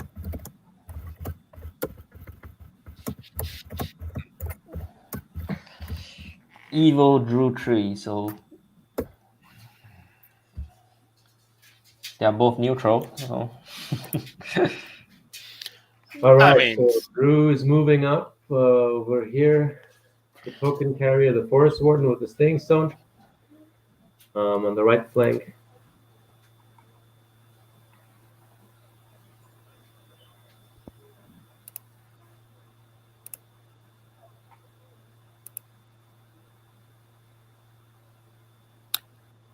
So, speaking of Northern Kings, since they're all probably asleep right now, we can talk about them.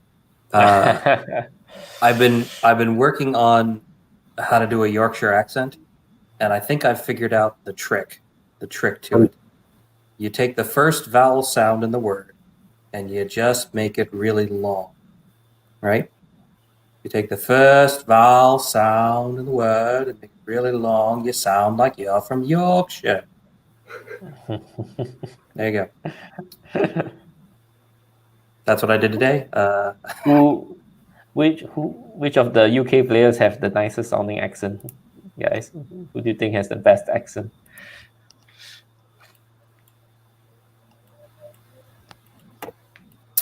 I don't know. Probably Steve or Jonathan or the other. I don't know. All the Yorkshire guys kind of sound the same. We need to get a Geordie player into the hobby. Steve just keeps rambling on, man. So I like his voice, but he just rambles nonstop.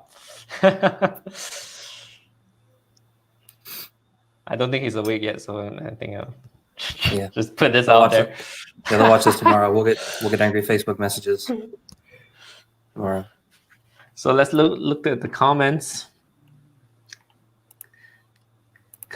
So Bart says, I'm amazed this is only bottom of 2, because Kyle did say that there's a huge risk of forfeiting chaff this early in the game, so it can run out real fast, and was kind of seeing that slowly unravel, that the forces of nature suddenly just losing a few units suddenly doesn't look like he has a lot, because he did spend a lot of points in those unicorns, and there's effectively over 500 points of the game, 500 points of his list out of the game on the right side, and even the tree herder itself is almost 300 points, isn't he?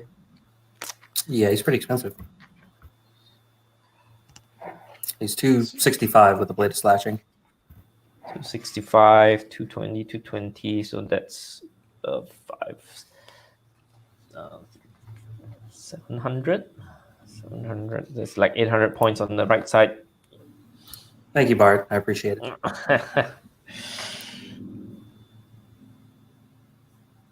So like while we're contemplating right now what to do in this turn. Yep, this is turn 3. This is the turn when stuff happens. So where he needs to figure it out. Yep. So while we've got a moment, I'll throw out a couple of pitches. So one, I'm guessing everybody's heard by now that we're going to have 2 Kings of War GTs on the same weekend, and they're going to be via Universal Battle. I'm going to be running my Vanguard GT via Universal Battle last weekend of June in the time slot that Mountaineer was supposed to be in, and Adam Ballard is going to be running Bug Eater the same weekend. Normally, people have asked like why are they on the same weekend, and normally there's no conflict there because I'm in Virginia, or Mountaineer would be in West Virginia, and Adam's in I think Nebraska, and that's a geographically very far apart. 16-hour drive, I think. For those of us not in America. Yeah, which is me. It's just me, guys. It's just me. It's just you. But Rashad being in California, might not know how far it is from Virginia to Nebraska. It's hard to say. But it's far, so it's far enough that you don't think twice about that kind of scheduling. And I think we both just stuck with our bless you. And I think we both just stuck with our planned weekends because that was the weekend that all of our players already had negotiated to have off with their spouses or whatever. So those are the weekends we're having it. I'm not sure how you sign up for Adams. I'm sure you could ask him on Facebook. He's posted it. Mine you can find on Tabletop TO, or if you check out the Vanguard GT Facebook page, there's an event for it you can check out. I think Adam's asking $20 for sign up, and mine's free. I don't know what Adam's prize situation is, but I'm guessing if he's asking $20, he's going to have some prizes. I'm going to have some stuff that sponsors gave me for my in-person tournament that I can deliver over the internet easily enough because a lot of them are like coupons or vouchers for web stores. So there's going to be prize support. So if you're missing that in-person GT feel, you've got a couple of opportunities coming up for things that you can sign up on. And granted, you're still playing on UB, but you're playing games at the same time as other folks, and we're going to do fun stuff like before the games, between the rounds, and after the first day's worth of games. Like we'll do some happy hour conference calls and stuff like that, video conference calls, so we can at least see each other's faces and talk some and have a good time together as best we can. So yeah, if you're interested in that, check us both out. The $20 for Bug Eater goes to the gift cards. Cool, very cool. For more information, look over here. Yeah, look down you there. you gotta put something here. We will add links here. Also, if I remember correctly, Bug Eater, also some of the proceeds get donated to, I think, the high school's chess club or Bug Eater. Chess club or debate team, maybe. Something like that, yeah. So it's definitely, your money's going to, a decent cause, for the high school. So, over to talking shit. Talking shit. Right, this is the moment where the process of nature Drew is deciding whether to go all in or not. So there's this moment of silence where he's debating, and in the moment you either see everything go all in, or he's just gonna shuffle around for another turn. It's a calm before the storm. What are the commentators saying right now, Paige? Sorry? Yeah. Sorry, your voice cut out a little bit. I didn't hear what you say. I was saying, I'm looking at the comments. What are they saying? Bart Kohler joined us. What's up, Bart? Oh, shit. We got a bona fide celebrity. Mark Taylor's there too. What's up, Mark? Is Jeremy Duval here? Jeremy, if you're here, just put it in the live chat. Let me know if you're watching this feed. Jeremy, I'm calling you out, man. Yeah. So Paige, you put out a new video on your Newbie Dice YouTube channel today, right? But it's not a battle report; it's a little different. Can you talk about that a little bit while we're waiting for Drew to make up his mind? Yeah, I did a video about calculating the dice math, and a lot of times when you think about charging a unit in, you're gonna say, okay, on average I'm gonna do this amount of wounds, and then that would mean I will need a 6 to route that unit, and then you say, okay, I think I should route that unit. So, but before you even charge in, what are your exact odds of actually routing that unit? Because when you think about that 6 to route that nerve roll, right, that's the last roll. You still have the hit roll and the wound rolls before that. So I did a math to calculate what's the rough percentage. And so if you're interested to find out, do watch that video. And I do have a sort of a trick to get a quick rough answer of what's your chance to route a unit. So just a spoiler, you should know the odds of getting the nerf roll for 2d6, right? What's your odds of getting a 3+, 4+, 5+, 6+? And with the opponent being inspired, you have to roll it twice, so you should multiply by that number by itself. So very simply, if you're thinking a 6+ to route, and if he's inspired, you have to roll it twice. That's only a 50% chance. So if you say I should route that unit, yeah, half the time you're not going to route that unit.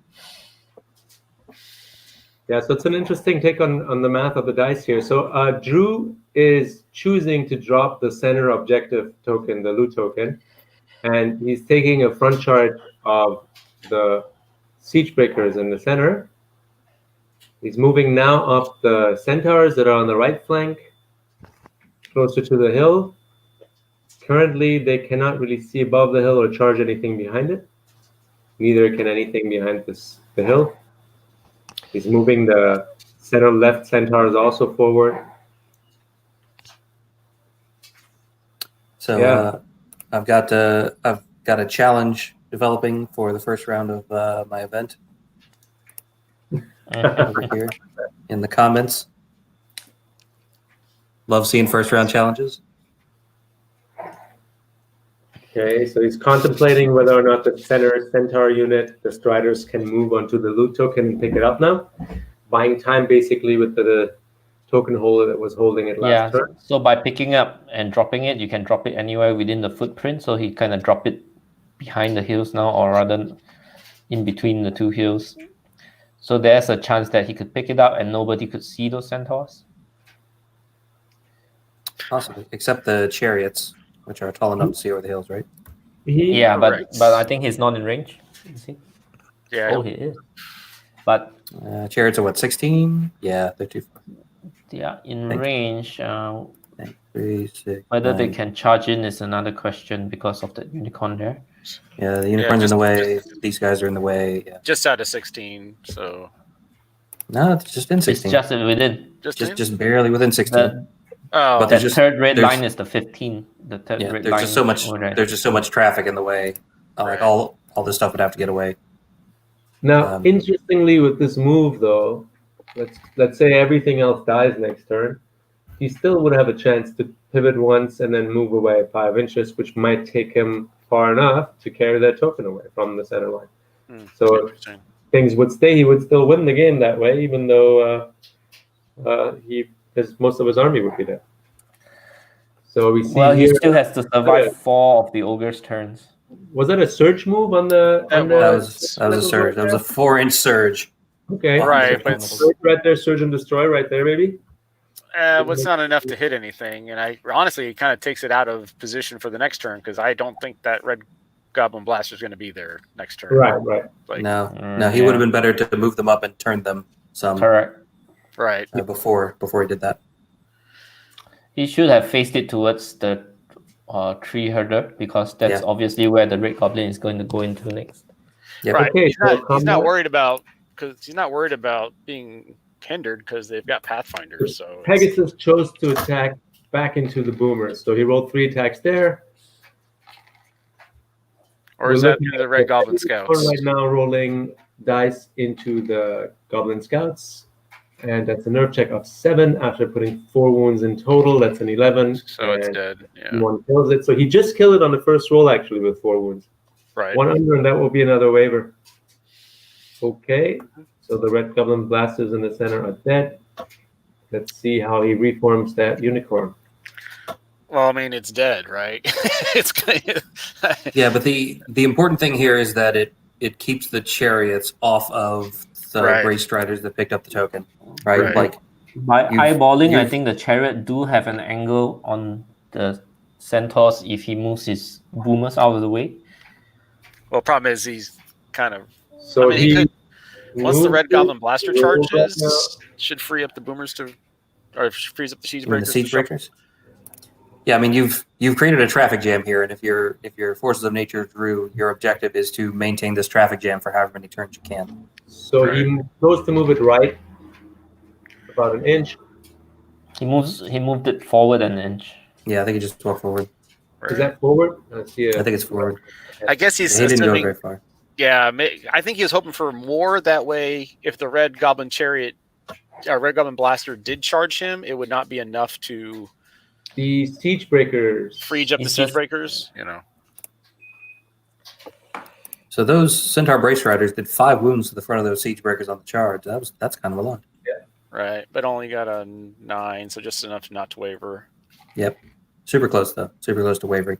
Which would have been pretty big because again, maintains the traffic jam in the middle. Yeah. That's the thing with the Striders. They can put 5 wounds against the defense 6 unit. I mean, yeah, they're not bad at all. I'm with Drew on that. And So A7 for the nerf check on the second red. I'm sorry, on the tree herder onto the standard. This is the second nerf check. And he got it. got it. Now the problem is, what do you do? Yeah, what do you do with this tree herder? You know the blasters coming in on you. You know you got siege breakers over there. Do you just That walk blaster forward? placement is very smart of Ogre Drew. Right. I don't think he's moving it. He's leaving it where it is as we look at it right Would you now. not? I mean, because would you at least back up and not give a flank to the siege breakers, or did they already? You think they've already discussed that that's not a flank? I mean, if he walks forward at all, he's not an arc, Oh, right? Maybe. Okay, so he does that exactly. He moves forward. but then he'll have to Yeah. eat the. Yeah, But it's a Yeah, hindered see- flank, so A hindered flank charge, yeah. If he doesn't move at all and that blaster pivots, then it might miss the wall before it has to move. If you walk forward, then it's got to charge over the wall to get to you, and the siege breakers can't see you. right. Right now, that blaster would be unhindered in the flank. Yeah. He would have Correct, to pivot yeah. slightly to hit him. Right. So that's why you move up, and you've got basically a 1 in 3 chance of not making a hindered flank. But And he could move out of the actual charge arc of the siege breakers. right, that's what we're saying. You basically move up anything, you're out of the siege breakers arc. The problem is he would also be facing away, and he couldn't charge anything next turn either. Yeah. Yeah. Yeah, but then that Red Goblin Blaster dies because it does wounds in combat, and then So this is a good question right now in the top right, where the Goblin Blaster is right now facing the Tree Herder. In order to get into the Tree Herder, he would have to pivot, but would he pivot slightly into the fence, or would he clear the fence? What do you guys say? Closest to closest. He would stop pivoting the moment he would hit the Tree Herder if he goes forward. That's the rule, right? Yeah. I think he would be hindered, yeah. well, that doesn't I think matter he'd nearly probably as just much clip because it. he's taking a front from siege breakers. So He is taking the flank, so does the Ogre list have hindered, not chance? hindered, might actually change this combat quite a bit because he's got the blast on these guys and also the hitting on threes naturally. So this could be huge whether or not they're hindered or not. If he's taking the front and the I'm not sure if that blaster could have been angled better to avoid the obstacle in the previous turn. let's see what Well, they This agree. is still a lot of hurt he's going to bring on the tree herder. So Let me I think just what check he whether was, what I think he was doing with the Red Goblin Blaster positioning was making sure he just kept that tree herder in position. Because I think if he pivoted even more, sure he might have avoided the obstacle, but then you risk that 6-inch overrun, and that tree herder now being out of Right. everybody's charge arcs. Yeah, it could be. He could be considering the 6-inch overrun. That's why he faced the blaster. Right. that So way. basically, he just stood back in a way that he's going to get him regardless, whether it's an unhindered or a hindered. It's whatever. You're still getting a flank on it. So Yeah, I think it's smart and, positioning on his part. So So the And Kyle points out that sidestepping to the right would have also got him out of the charge arc of these siege breakers. Yeah, I don't know that I Right. like that move because now the siege breakers are that much closer to his forest warden. his forest warden, yeah, that's true. Yeah. But I mean, to be fair, too, is the Earth Elementals? Is that a front or a flank on the siege breakers? It's currently a flank. Right. So he would have to really move up on an overrun to And not- also a flank from the Brace Riders. So Right. If So he- I mean, if he bounces off of that tree herder, he's going to get double flank charged next turn. and that's a no bueno, as they say in parts of the world. That would be a very big no bueno because it would position Nature Drew also in a way where he could then next turn probably get closer to the tokens as well, right? So Yeah. But I'm excited to see what the shooting now is also going to do to the centaurs if he gets into shooting range a little bit. The ogres do not have I'd say Bane they chance? can't- I don't think they have Yeah. Bane Chant. No, it's just Okay. drain life They and don't. lightning What's the bolt. average amount of wounds the Siege Breakers and the Goblin Blaster should do on the Tree Herder? Why don't we go through that real quick while he's doing these turns? About somewhere between 0 and about 30, 10, roughly. 10 hits on the 10 hits on the blaster, crushing 3. That's like 6 wounds. And for the Siege Breakers, 12 hits, 6 wounds, 12 wounds total. So we need a 6 twice to break them, 5 with brutal. Yeah, What's I take the those nerf odds. on the Tree Herder? Dash 18. Yeah. Yeah. Still pretty good odds. He needs a 5 good. twice. He would need a 5 twice, correct? So if his wounds deviate from this, just by 1 or 2 wounds, he goes to a 6 or a 7 twice, which is easily favorable. So this is not, based on what the page signs that we hear about, this is not really, this is not a very good, great situation. Well, the page sign says on average damage, the nerf roll is roughly your overall chance to route that unit. Yeah. See, y'all talking about this math reminds me of this meme I found the other day. It's you guys like, I'm fast at math, and the other guy's like, then what's 750 times 920 or 1920? He's like 230. He's like, that's not even close. He's like, but it was fast. That's me at math. Like, You don't have to be accurate. yeah, just gotta be fast. So it kind of matters whether that blaster got hindered coming over that wall or not, as to whether it's going to need 3s or 4s in the flank. That could matter a lot because the blaster missing its hits. Right, versus the by math 2 hits. Right, so let's see. Is this going to be total carnage? Well, you could bring one warlock to drain life that Tree Herder to tip the math a little bit. Well, the thing is like the Siege Breakers are going to have to back up if they die or pivot. There's no real way to move forward and not eat a flank charge from something. So Drain life 5, 6 with the Siege Breakers into the Drain life against defense 6 doesn't do much. So we'll see he's moving the boomers to face the hill on the right side of the table currently. What is his plan with these boomers? All right, I'm gonna pop to the restroom real quick.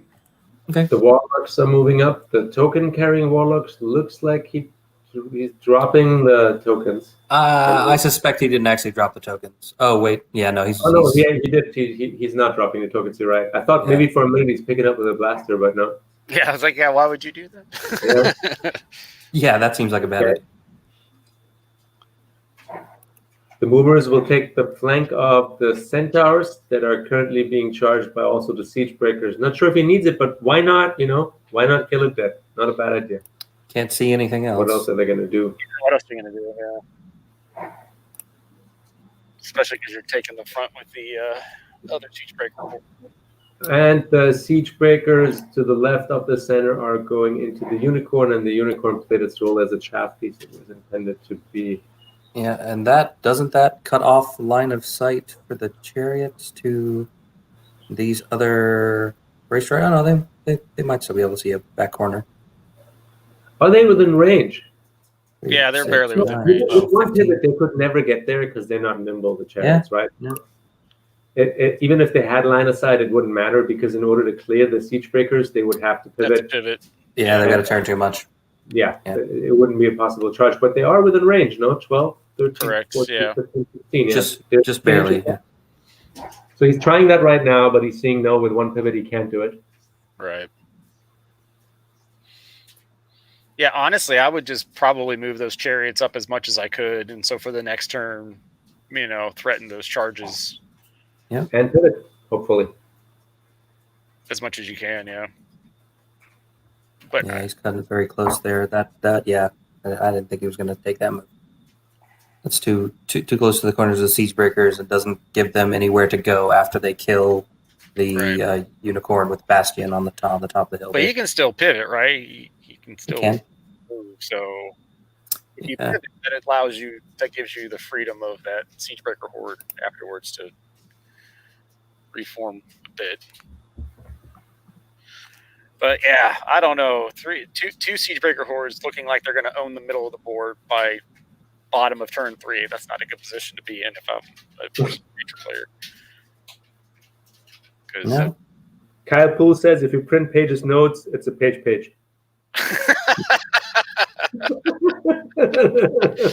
So meta. Oh gosh, I'll drink to that. There you go. So Sean is saying, I'm surprised he didn't move the tree back and pivot. Yeah? Well, This some of is the 2 tree turns herder. earlier, but yeah. I hear you on that. Can't do that after combat. Can't pivot. Right, you can No, only he do meant one or before. the other. He meant instead of attacking the standard, just to move backward. Pivot. Yeah, he Avoid that flank. might mean instead of attacking. Yeah. Just disengage back up and pivot. Mm-hmm. So we're seeing some shooting right now. He's shooting. What is he shooting? That'd be the Probably. lightning bolt, probably. Or Okay. drain life, maybe. Oh, put a wound onto the blaster. That's what he did. With No. What happened here? where's that one wound coming from? Because it's Drew rolling it. Yeah, it's Ogre Drew rolling it. I mean, true, but Yeah. Right, the sixes remind me drain of life. either a lightning bolt or a drain life because they're both base 5 on their lightning bolts and drain lives, and then there's Right. basically And one horde. He rolled maybe 6 dice though. Right, but if there's only one Yeah, horde within but the he six, gets- Oh, that's lightning But he bolt, gets right? +1. Yeah. That was the lightning bolt. You're right. well, But he drain put a life wound as on well. the. Come either of them. Yeah, he put a wound on the Pegasus that's here in combat. So my guess is it's drain life. Gotcha. Okay. So he drained left instead. Yeah. There we go. Now he removed the wound. Yes, that's correct. So he was drain lifing into the Pegasus, into the is this the unicorn or Pegasus? That's a That is a Pegasus. Pegasus. Okay, so he drain life the Pegasus, he got a wound off the blaster, and that should basically, with a couple of wounds from the Red Goblin scouts, probably kill that Pegasus. So here's the thing. Sure, Drew it's up to runs 8. the Drew runs a big risk of losing every single inspiring source he has in his army right now. Because Yeah. all 3 of his unicorns are being charged right now, and your tree herder. He's Yep. rolling his 18 attacks into the winged unicorn in the center currently from the siege breakers that have 4 wounds on them.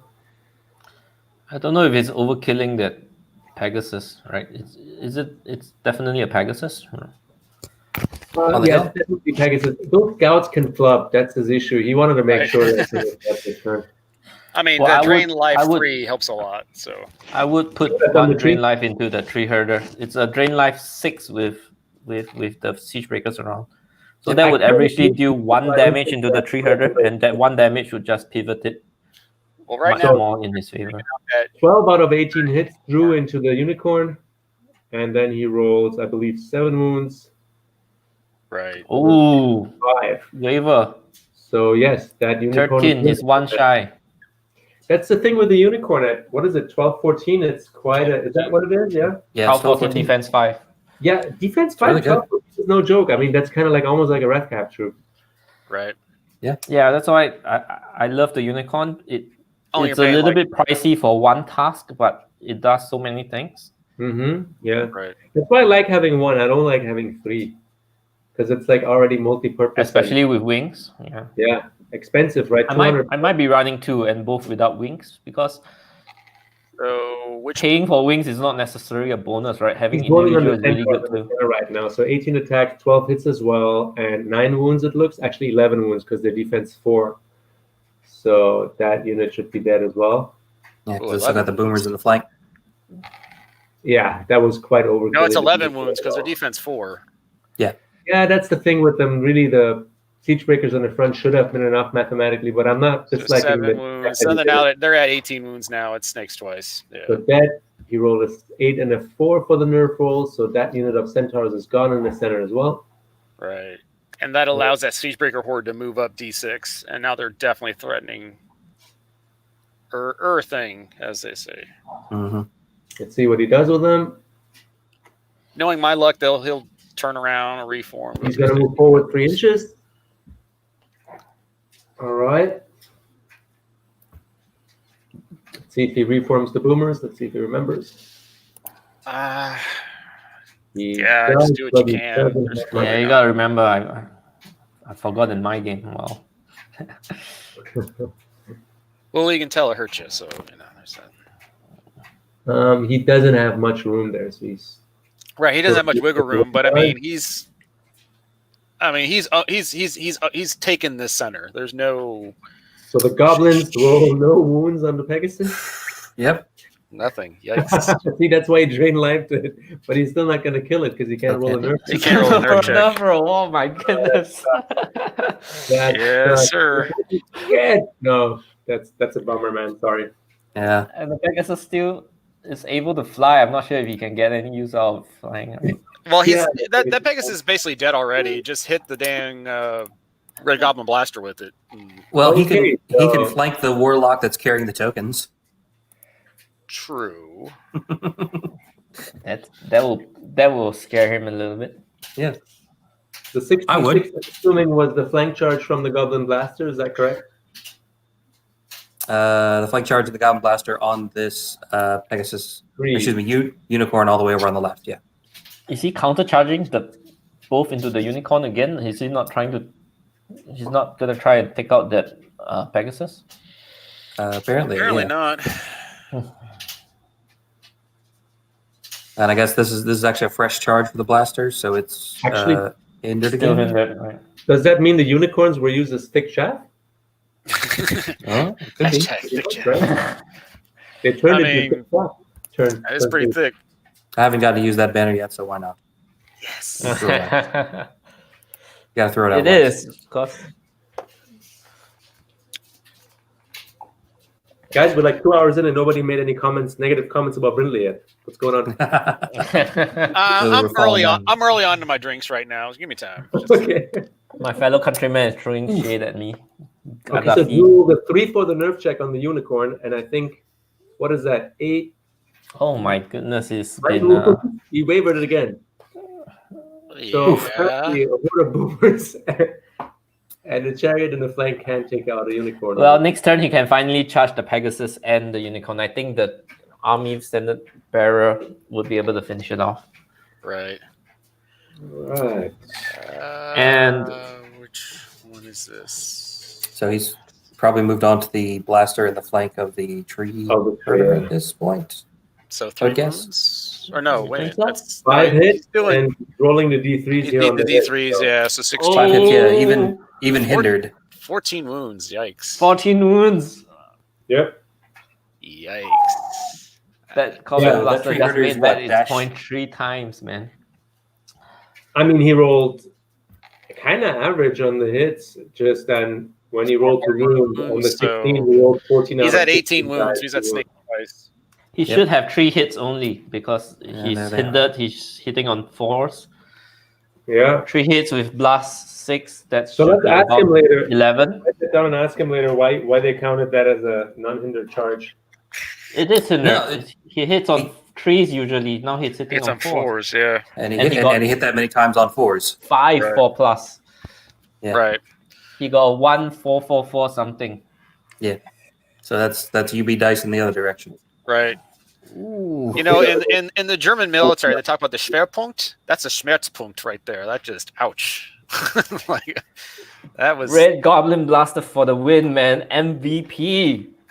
Yeah, that's pretty big. Yeah. Well, now now the Siege Breakers are going to get double charged by Brace Striders and Earth Elementals. So. Yeah, but in the front, Correct. not on the flank, which is what would have happened if they had bounced off of the three-herder. Yeah. That also takes out one important piece that Drew Richardson was using to protect his Forest Warden carrying the tokens. Is that far right Earth Elementals able to search into the flank of the Siege Breakers? They move 5 inches. That's a possibility. Could happen. It's just out of 9, I think. So that's impossible even if he hits all the surge, which is really Well, I unlikely. mean, pivot. I'm doing a bathroom break, gents. I'll be back in a couple of minutes. Thank you. Is it out of that pink line? Yeah, I think so. Well, no, it is just nicking the line, so it depends on whether they're No, counting the whole line or not. Which is something I should really start asking people before they start playing. I should ask them if they're playing completely touching. That's a big question, right? I try to avoid these situations if I can in my game. Sure. I just die early on in my games. That way I don't have to worry about it. So now it's right. top So of now 4. it's Bad Drew, and he's not Evil Drew anymore. We're just Bad Drew. So really now that was a very painful turn for Evil Drew or Bad Drew. Although he didn't lose all his inspiring like I had incorrectly predicted. So what does he do now that he's kind of got this newer lease on inspiring life, I guess? He does not have anything to threaten that middle siege breakers, the one that has 5 wounds on it. Right.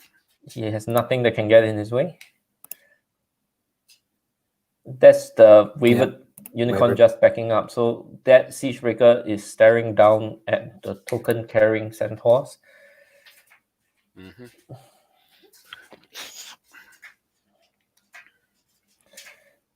Right. So right now he's just kind of weighing his options. I mean, yeah, Nature Drew is in trouble right now because he's gonna have like that's what we said, right? Giving away your pieces so early, especially into that left flank.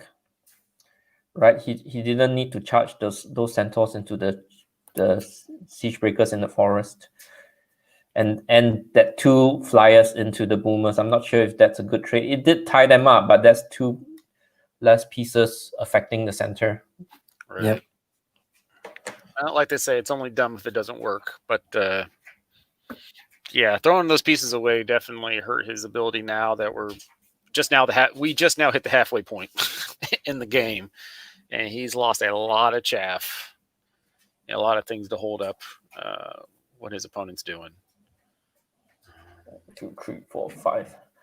He's down to effectively 5 pieces in the game because the Forest Warden's probably not gonna fight. The 2 flyers on the side is probably gonna die soon, and the unicorn is wavered. Right. And he's picked up what a troop of Red Goblin scouts from the Ogre army. That's all. It's just one of them. Ooh, I think you're right. And 1 blaster blew up by itself, taking out the tree herder. Yep. Right. But that's a trade to take any day. Yeah. Yes. So what I would consider doing? Why is he single charging? Is he single charging? He might be trying to surge. That's yeah. After turning, the distance might be different. Oh, actually, after turning, you're further away. Yeah. Should be. Yeah. So he will need all 4 successes to get there. Right, which I think he blew that on his turn last time. But yeah.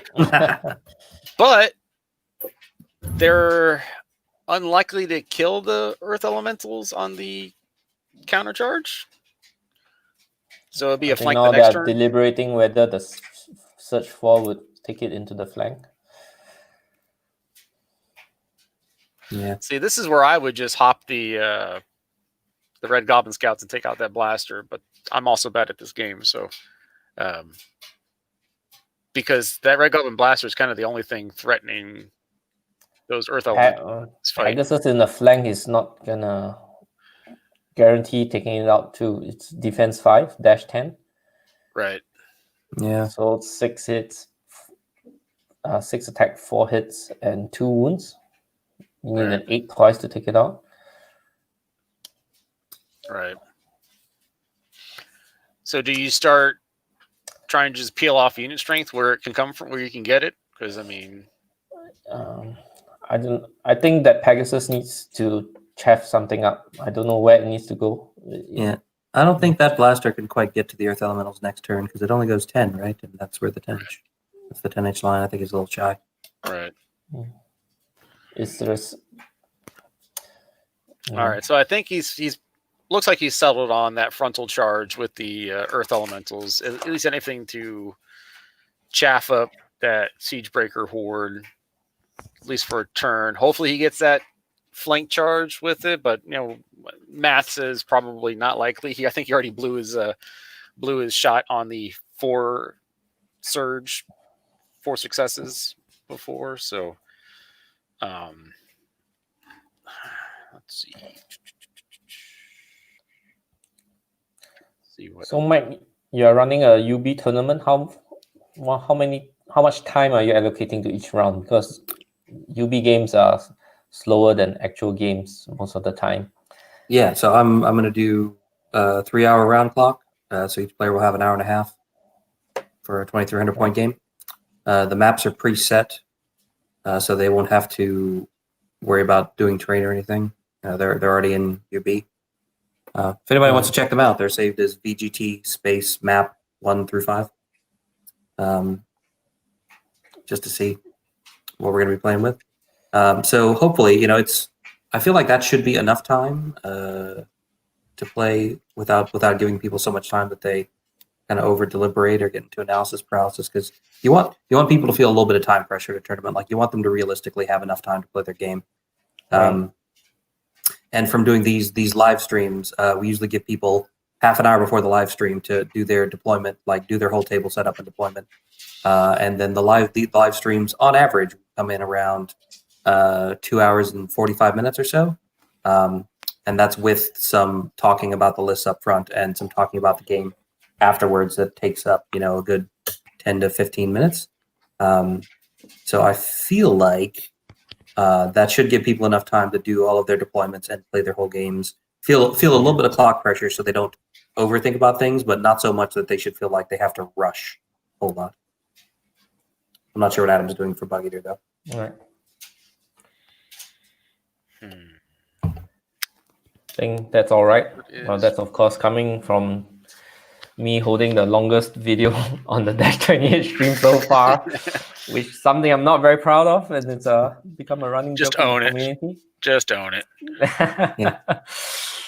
I mean, you won, right? So really, Yeah, man. Right. That's more than I did in my round 4 game. So that's right. Got that. You won, and remember, they don't ask how; they ask how many. That's right.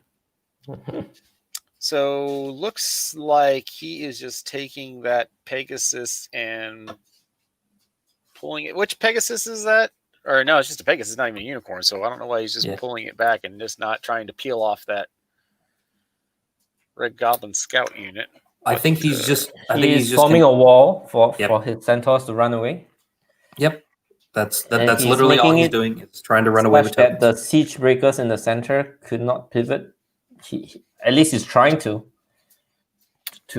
make sure the unicorn, the Pegasus blocks up the. Right. Why did he only move 5? 5. Maybe he doesn't know that he can move at the double while carrying a token. That might be a common misconception, but you can. Right. Oh, it's 4 out of 4. Isn't the siege breaker still able to charge into the centaur's rear?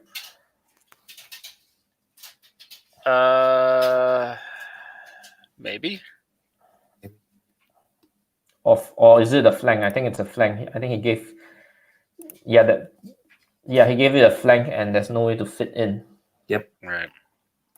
Still, I'm not certain why he just didn't move at the double. I mean, granted, he can only move 10 inches, but still, that puts you way out of. We wouldn't even talk about that right now if he had moved to 10 inches. Yeah, Ray, I've thought about putting out some little videos, like some live stream videos on probably the Facebook event for the tournament, to give people some tips on, like, pre-deploy your army and then save the table that way, so you can load it up, and little things like that for folks that haven't played them before. I am trying to work out the best way to do the chess clocks, because I do want people to play on clocks, and there are plenty of online chess clocks, but none of them have like a back-end persistence, so 2 people can see the same clock. It's just one screen with 2 clocks on it, and I haven't been able to find like a Discord bot that actually does what we want. So at this point, I might be trying to write something like a functioning 2-player online chess clock for us to try to use during the game. Or I might just tell one of the players to run a clock and keep the other player, updated on how much time they have left. Yeah, it would be great if UB incorporates a chess clock into the software. Yeah, that'd be Okay, really nice. so looks like the Earth Elementals did 1 wound on the Siege Breakers, but of course that's not going to be enough to kill anything. Looks like they did 1 wound to the 1 wound, ouch. to the boomers, and Hop in the J boots. right, because once he's going to get out of this, it's he's not going to need the J boots anymore because it's all pretty much open terrain. Pop in the J boots to get into a unicorn with sound movement. Do you have to declare it at the start of the turn? I believe so. He can't do what he's doing there, is he? He just did a nimble charge. If he was in the, well, we said he was on. It was on the rear, right? Like, Yeah, Was he? Yeah, was he facing it? he was pointed at an angle, so he might be able to run past that unicorn and then pivot once and then do it. Like the way he actually did that charge move, I think you're right that he couldn't do that, but that was more of a forward and pivot than he really so needed the to J do. boots just say once per game, this unit gains the Strider special rule until the end of the turn. So Yeah, I mean, the Well, King the of War David- community should. and that is my autographed Sir Jesse's Boots of Striding, signed by the great Sir Jesse himself. Jesse can write? Oh, I mean, you look at it. It's not, we're not talking calligraphy here, Right. but it's something. So Prophet of the Pizza Jesus. that's right. That's right. So yeah, so it just says once per game. It doesn't say when it needs to be declared or nothing. Yeah, Just this is the once per funny game. thing because when I was playing against Steve Drew, the plague pots specifically said that you have to pop it at the start of the turn, Right. There's certain which is upgrades and pretty units that, annoying. there's certain units and upgrades that say specifically when you need to pop it. I mean, Because I think I think that's an unnecessary burden, or what do you call that? A unnecessary handicap. Just give the player a chance to decide after he has right. tried moving stuff around, right? Right, because like Indomitable Will just says once per game during your turn, so you can you Yeah. can just So, choose I mean, whatever to make it. If fit. someone wants to pop the plague pots after all the movement, I'm fine with that. Right, Riley joined us and Anthony Ray Shields also joined us in the comment section. Hi, guys. right. I think Yeah. we were calling them the peanut gallery earlier. Is that what it was, Rashad? So Ray Shield did say that it's 1 pivot for the chariots, so Right. he did not manage to see it before he moved, but I guess he caught I think it. he was able to see the like bottom corner of the chariots from where he was. The chariots were able to see the bottom corner of those braced riders where they were.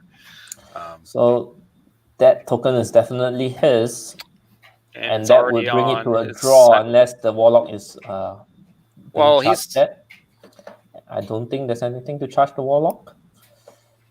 And I think right now he's at so the protecting warlock stage. So now it's the mission to run the warlock across in 2 turns. Looks Right. like it's the ogre's player's game to lose. He kind of got it in the back right now with that Right. rear charge on the centaurs. which that's going to be a question to ask Drew Richardson. Is like, did he You- know he could move 10 inches with those guys? Did he pivot those centaurs that carried the loot? I don't think I so. don't I think think that's so. the direction they were facing. Right. Yeah, if he moved 10, he would definitely be out of the chariot's charge range. I Charge range, think. yeah. Right.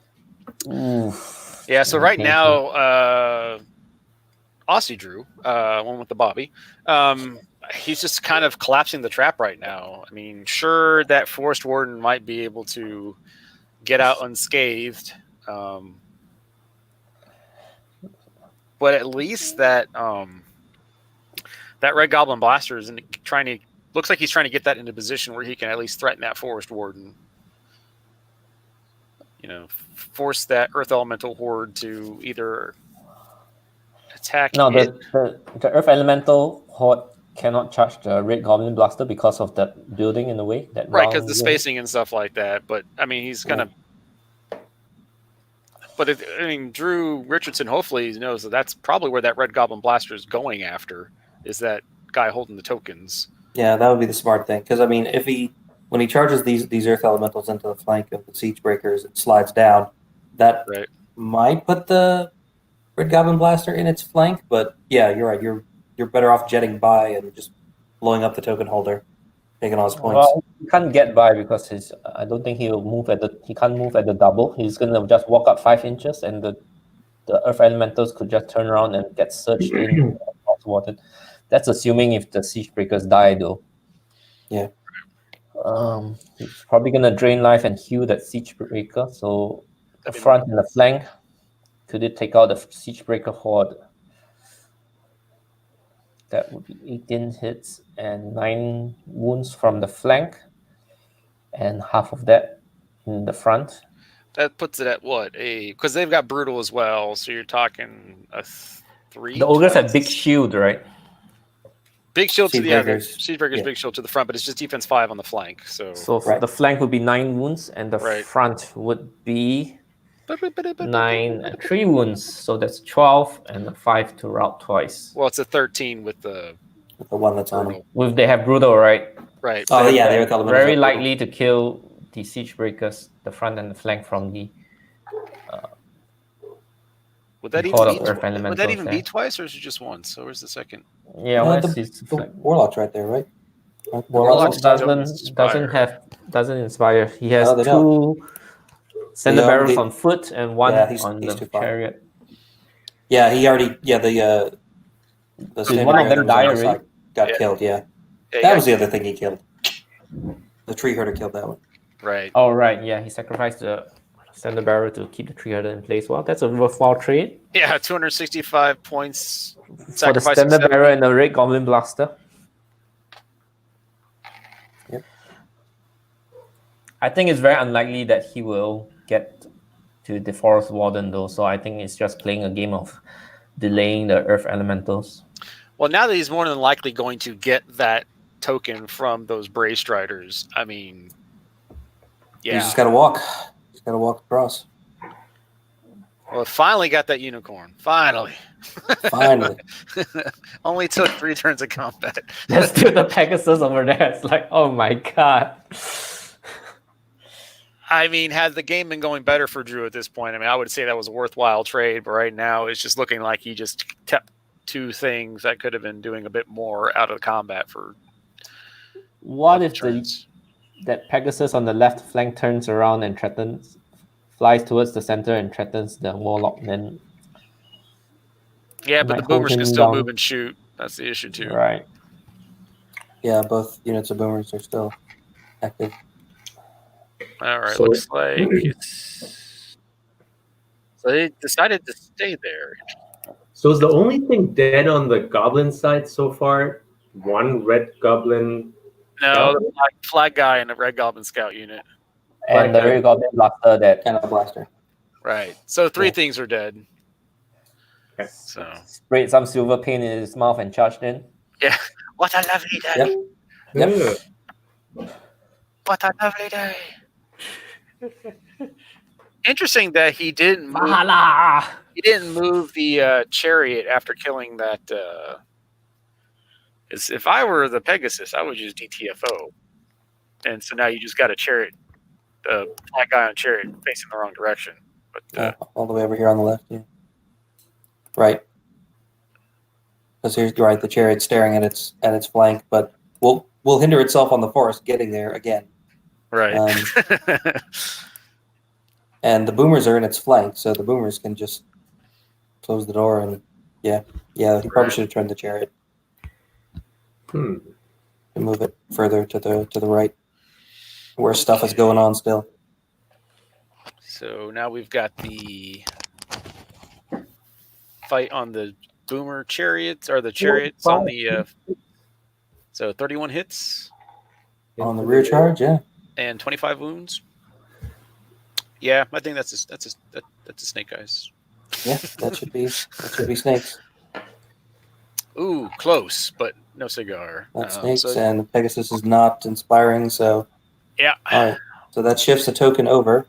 So did he oversee that in the last turn? Would it have been a different game if he moved? Or did he make a nimble pivot charge where there wasn't one? Ray Shields in the comments said that you only needed 1 pivot. So yeah, you need. There one was no pivot. mistake there. Yeah, And he So could made see a it. mistake by leaving that token on there and not seeing that he was going to be able to get into the rear, huh? Well, honestly, I think the mistake was not moving the 10 inches. Yeah. Would it have been a much different game when if he moved another 5 extra inches? It's something we should ask him after the game, huh? So Right. And this is one of the reasons why I don't like push, is because people always forget all the rules about the loot tokens, right? Like you either forget how it affects your movement, or you forget at what part of your turn you drop it, and whether you can put it touching the outside of your base or it has to be under your footprint. Or you forget whether the thing in the middle is an objective token or a loot marker that you have to pick up. Like it's just So did I miss it that? seems like a that- simple. So does that He mean you moved don't like all the sideways? loot scenarios in general with loot tokens? Yeah, I don't know. I don't care Alright, for a so whole it lot. looks The like ones those that start siege- with the tokens out in the middle I like a little bit better, because at least everybody has to go out and get all of them instead of Right. So Start those with- siege breakers just took off that last Pegasus, and now he's going to have a nice corridor for that warlock with the tokens to move. behind his down. lines. Yeah. Right, because there's nothing on the left except the Pegasus now. There's For a each- thought that I had about loot tokens in general before, is that back in the day, loot tokens, if you were able to carry them off the table, you would score them automatically. And Right. that's why you weren't able to double move. You weren't able to, I'm sorry, not double move. Your movement would go down. You would lose surge and all of those things, right? Mhm. But now, really, since that rule doesn't exist anymore, Only 2 wounds to the Earth Elementals. No, Yeah. if I can't take it off the table, I could just run. I could still, if you don't restrict my movement, I could just park it at the corner of the table. So that was one of what those I'm saying. weird, What I'm like, saying is, way above average on, well, not way above average, slightly above average on the hits, but then way below average on the wounds. Like, they did Ooh. 10 hits and then 2 It wounds. should deal 6 wounds, so it did Right. 2. Yeah, way below. Yeah. So that horde's definitely staying there. There's no way he can kill it now, even with brutal. So yeah, that horde's Where- getting flanked. Which way is the boomers facing? The boomers in the center. I think they're facing To the right. towards to the right. Yeah, So they're facing towards the Earth Elementals. Yep. Correct. So just keep sending wave after wave of against the Earth Elementals and run that Warlock across. That's game. Basically, yeah. It's because not very difficult to outrun Earth Elementals even if you don't block them. right. So Ooh, hold on. That is an 11 rolled after 3 wounds on the brace striders. Does that waiver them? yeah, 14, 16. Yeah. Ooh. Yikes. So that's pretty bad, because that's kind of his only maneuverable unit left, other than that one Pegasus all the way over here on the left, right? Force Warden, yeah, still with the loot tokens, but yeah. Wow. Bad at this game. Drew, turn 5. But Yeah. anyway, what the loot tokens, what I was saying is, since you can't carry them over the table anymore, if it didn't matter where they are at the end of the game, in terms of like how many points do you score, you could rethink on how movement works with loot tokens. Like, I think the movement for loot tokens was designed for a time where you could take them off the table. That was my point. It made me kind of revisit that. That's possible. That also would just punish slow armies and just allow armies with like my speed 10 Gur Panther units or whatever, just pick up tokens, and if I'm running ogres, would never get to catch them ever. Right, with Nimble you can turn around and move 10 inches. Yeah. Right. I'm not saying there's a perfect way to do this. What I'm saying is, let's revisit it and think, hey, Yeah. because I don't see people often saying, hey, let's play push, hey, let's play loot. I love that scenario. I really don't have heard that very often. Yeah, there's just a lot of rules for the loot token. So if you could cut out the unnecessary rules, that would be better, I think. Right. I mean, I don't know what the right answer on that is, though, because like you said, if you lose, if you don't take away the losing surge, that gives undead a really good advantage, because you just put it on a zombie unit and just use that reverse, surge shotgun and just blast them towards the back of the game, and good luck trying to get to them anytime soon. But I don't know. I don't know what the right answer would be. Ray Shields just said, how about having loot tokens cost 1 damage a turn? That way people won't stack the tokens. You have to remember to do that every turn too. It's like, Yeah. So the problem with loot is that there's just too many rules. of the tokens. So Yeah, there's a lot. Yeah. See, I wonder if you could make it in a way where like nothing changes when you hold it, but you change the rules around scoring with the loot token in a way where it doesn't matter whether you can nimble move or whether you can surge or wind blast or whatever. Like that would be interesting too. How could one do that maybe? And I have no answer for it, but So did those boomers just whiff on the Pegasus? No, the Pegasus whiffed on the boomers. Oh, okay. And now over to the double charge on the Siege Breakers from both Earth Elementals. Over here on the right, that's going to be the front one, doing 8 hits and 3 wounds. And then in the flank, 14 hits and should be 8 wounds. Since they're on the defense 5 on the side. Big Shield doesn't work that way. So I need a 5 twice with the brutal. And a 4. We'll miss by 1, we think. No? Did we miscount? 8, 11. Did you do 11 wounds? They already had a wound. The first roll takes it out, and there's no inspiring. So. The first roll takes it out. There's no inspire. Yeah, You're right. Inspiring's out of the way. Yeah. So. Yeah, the Warlock does not actually inspire. That's right. So okay. Now that you're good, chaotically neutral or whatever, Drew, with the Oak, what do you use that Red Goblin Blaster now? Do you for sure go for that Forest Warden? Or no, just throw everything. I don't know, maybe you already have enough things to slow down the Earth Elementals, so it will be fun to threaten the Forest Warden. But I don't think you can get past and threaten, because with that wall in the way, you can't double past. Yeah. And here's where he sidesteps the Earth Elementals to be definitely in your way. Right. Yeah. Well, the thing is too, if you're able to move and he has to surge over the wall, it's still hindered because they have Pathfinder, not Strider. So true. But it's a good point. I mean, at this point, if I'm Forces of Nature, Drew, I'm trying to preserve points because I don't have enough things on the table to really. Well, in this rules pack, there's not a reason to preserve points because it's Q points, not attrition. So yeah, right, he's trying to preserve his tokens because those are worth bonus points. Like at this point, I don't think Drew Richardson tokens. Really has a path to victory. Like if he had bugged out with that Pegasus over here that's been fighting these boomers all game and tried to position it somewhere where it could potentially threaten the Warlock carrying 2 tokens to keep it on the Ogre's side of the table, maybe he could pull something out or turn it into a draw. But as it is, I don't really see anything he can do. Like he can hold on to his 2 tokens to get those points, but the Warlock is getting across the table, and those Chariots don't really need to do anything other than turn south and walk away at this point. And that's pretty much what I would do. Yeah. You just turn them south to go down the table, and then actually you could even drop the token for somebody else to pick up and threaten, because that is the fast piece over there. He could move up and threaten stuff. That's true. He could walk those Siege Breakers that have 4 wounds on the hill on the left over to pick up the token if the Chariot's dropping behind them, and then charge the Earth Elementals. That's actually not a bad play. It allows the those punchy Chariot hordes to do their thing. Yeah, and you could definitely do it because it's only about 9 inches away, so they could easily double move off the hill and get it. Now, would that be... That's a front, so I don't think they could fit in just yet. He already shifted his the Siege Breakers next to it to charge, so... Well, I don't think those Chariots could fit in between the British Striders in there anyway. But he can drop the tokens, move forward, then pivot up, so... He's going to force... You do have to end up, because he's within an inch of the Centaurs, he has to end up further from the Centaurs. That's the new rule now. And he is dropping the token. Right. He's dropping the token, so he will be trying to go in on those Earth Elementals.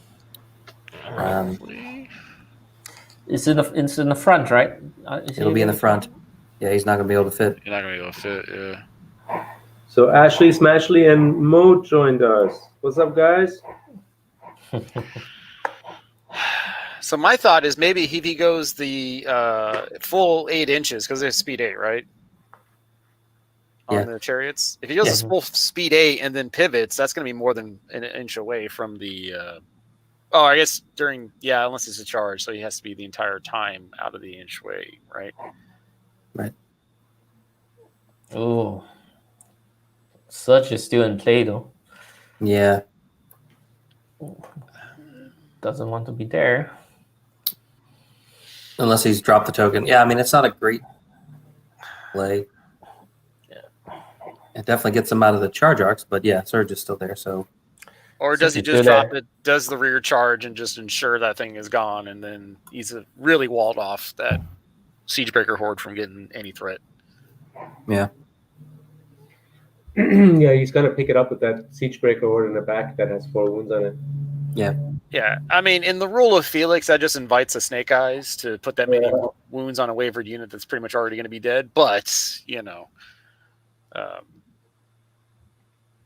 mean, even if you do Snake Eyes, he's not breaking out of that in one turn. He's moving the chariots over there so that he can possibly go after that. Forest Warden. Yeah.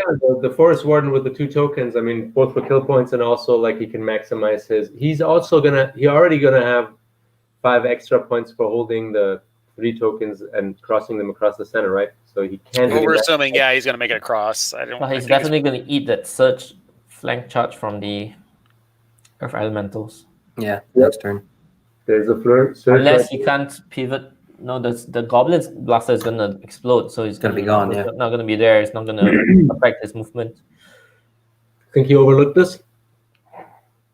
Could be, but maybe he's not something gonna that lose the game because of it. So. Yeah. Now he's charging in a flag guy. Now, all right. Now then, he can't.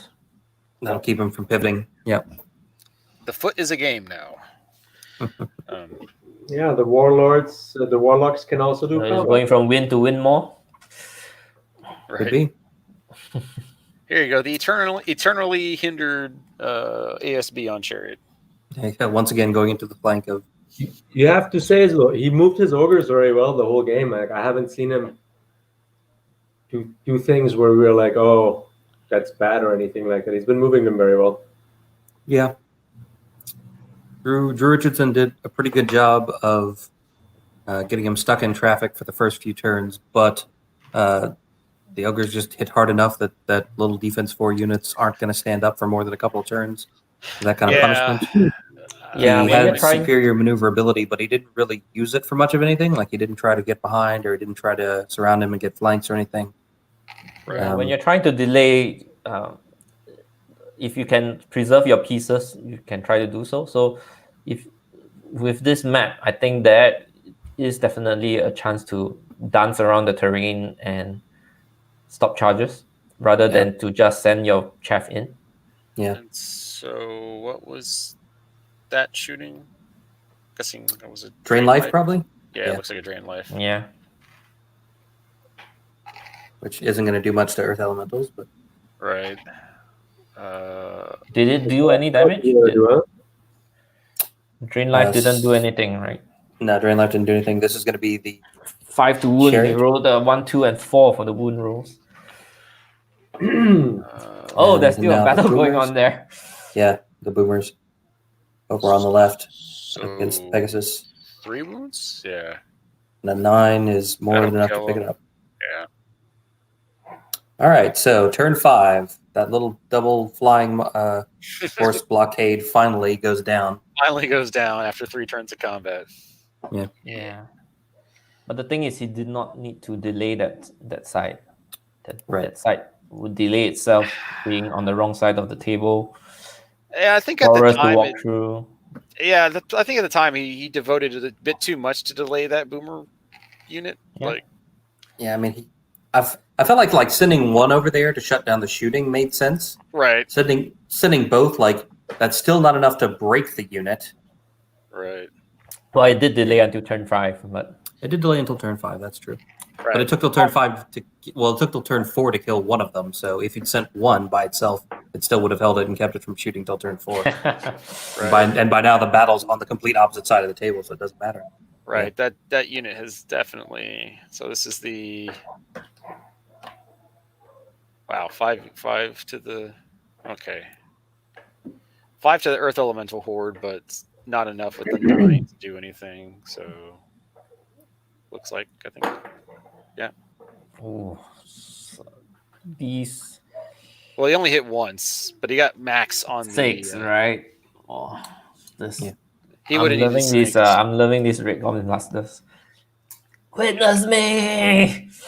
I mean, only hitting once on the 3s, which is about what you wanted. Thank goodness he maxed out on the damage roll on the D6. Right. But Yeah. yeah.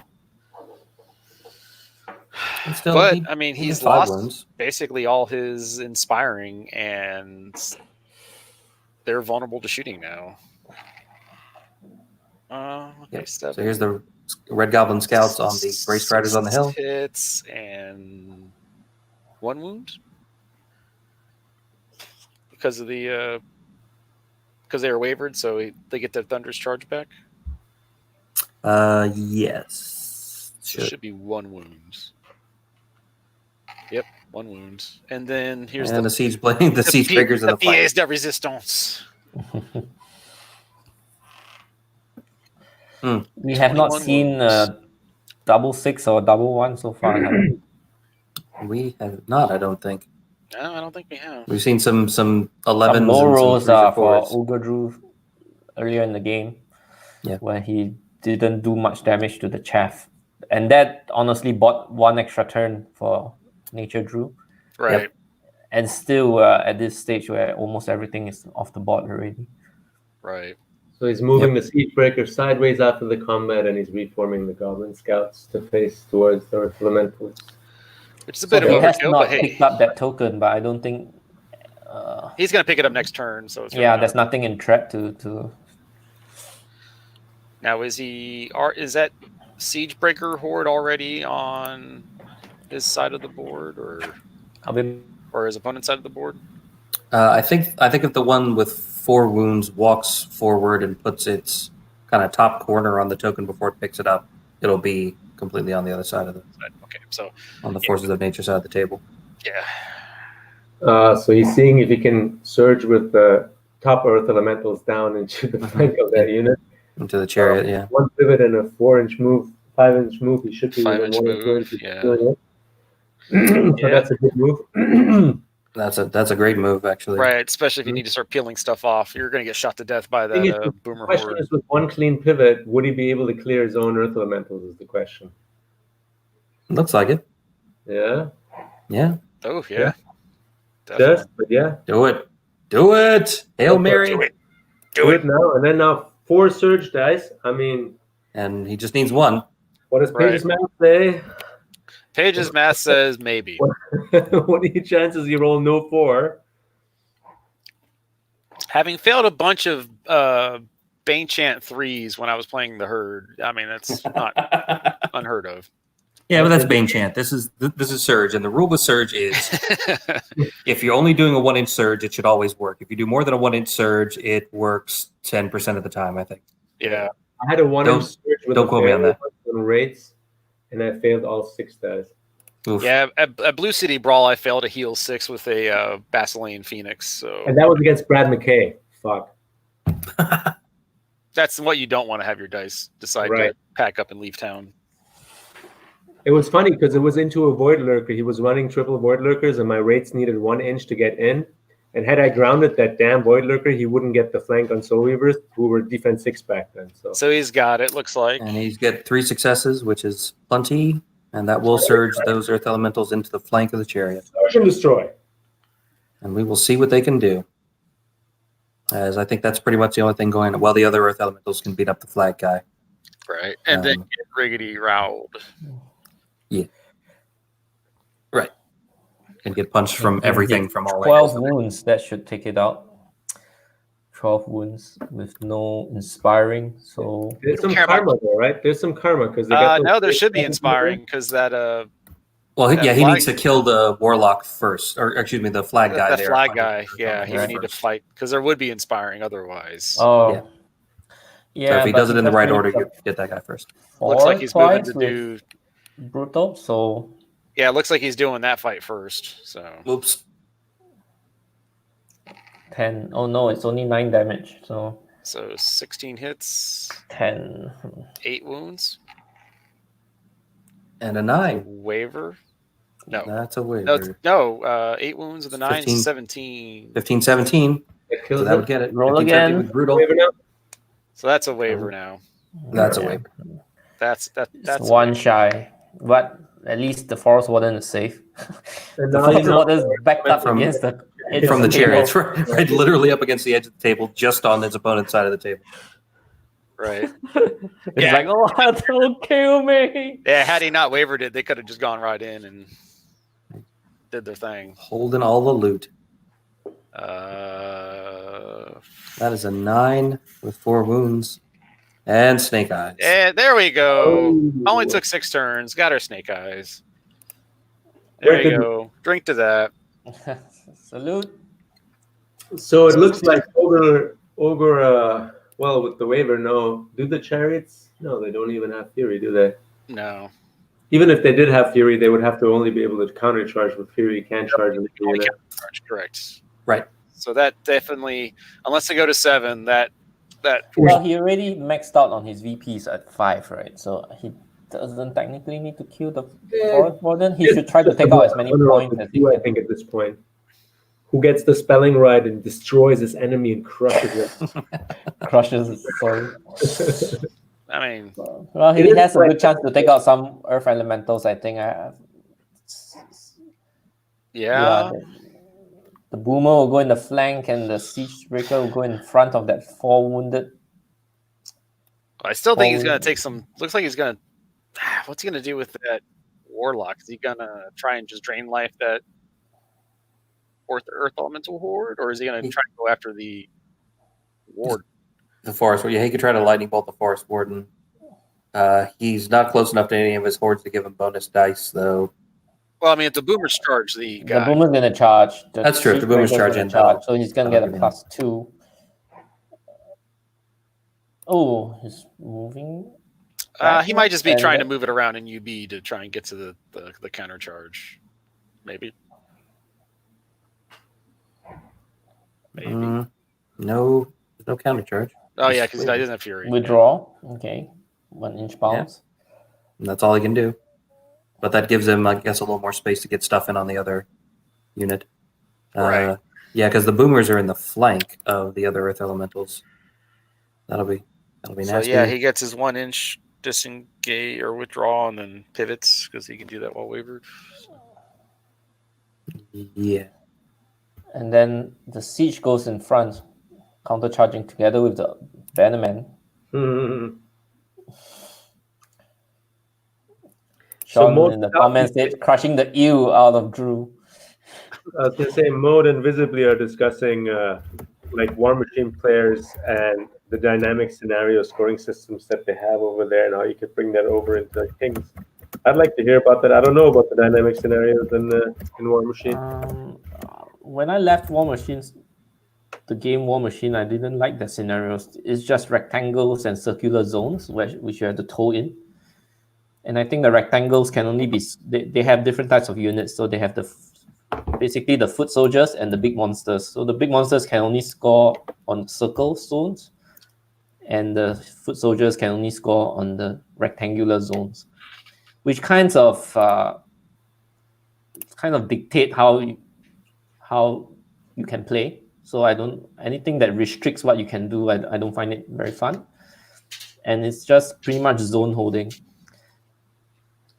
I played Malifaux in 2nd edition, and their scenarios are pretty fun. So you have a main objective, and you choose 3 side objectives.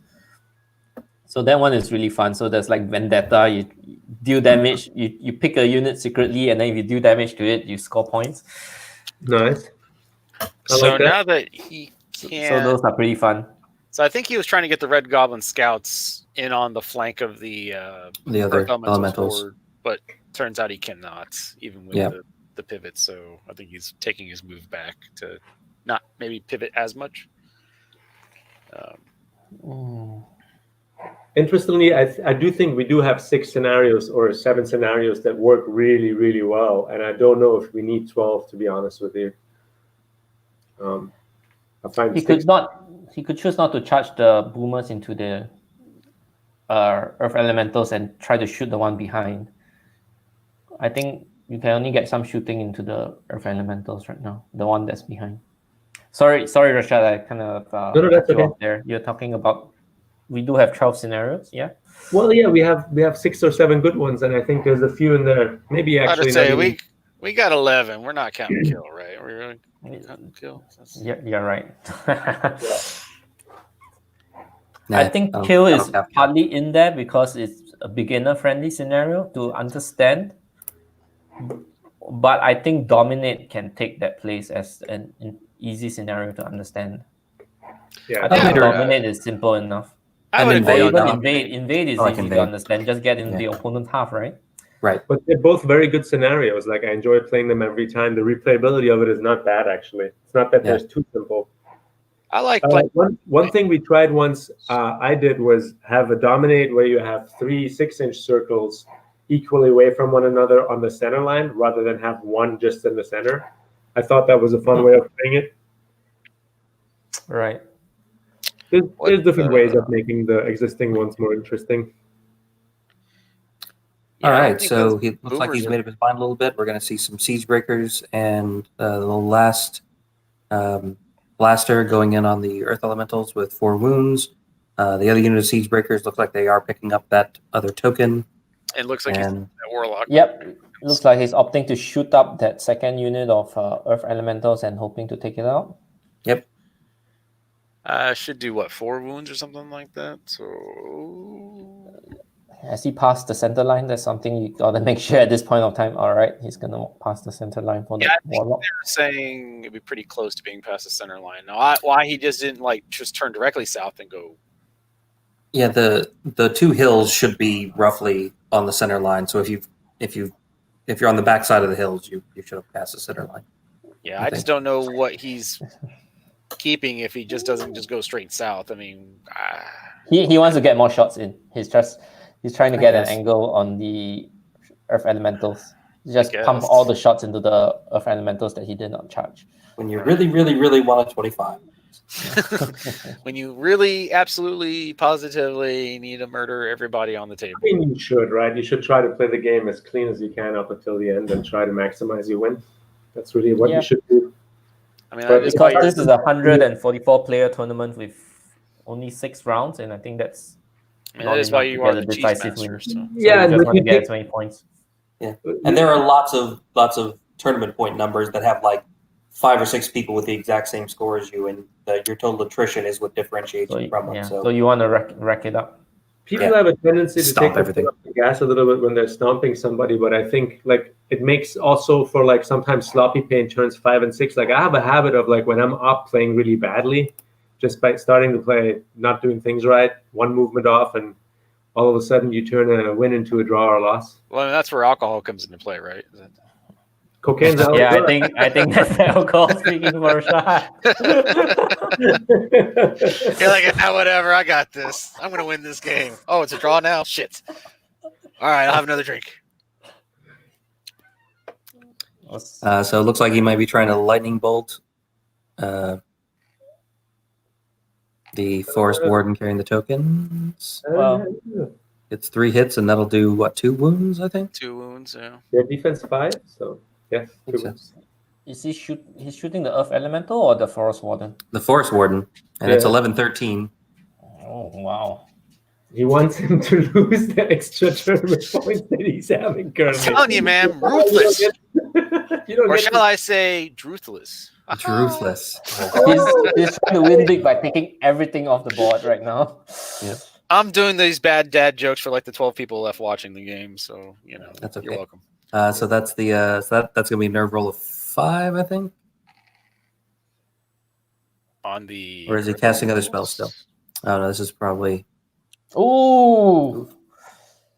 10. Yeah, that'll You do. rolled What's a a 10 10? on Nerf. What was the 5 for? The 5 was for. They were already those wounds already on them, so they 8 wounds on him, and the 10 will take them out. 10 will take them out. He's in 11-13.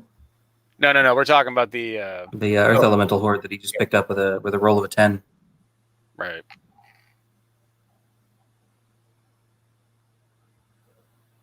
So that is 10 hits, quote unquote, for the explosion. So I think I'm experiencing a little. There we go. Amazing. Yeah, I think we're lagging a little bit. So Yeah. a little bit. I'm like, what? I don't Yeah, even sorry. got it anymore. Sorry. Internet hiccup. how much damage did the Goblin Blaster do this time? The rolls were a little bit on the bad side. It dealt That doesn't Did look good at all. 4.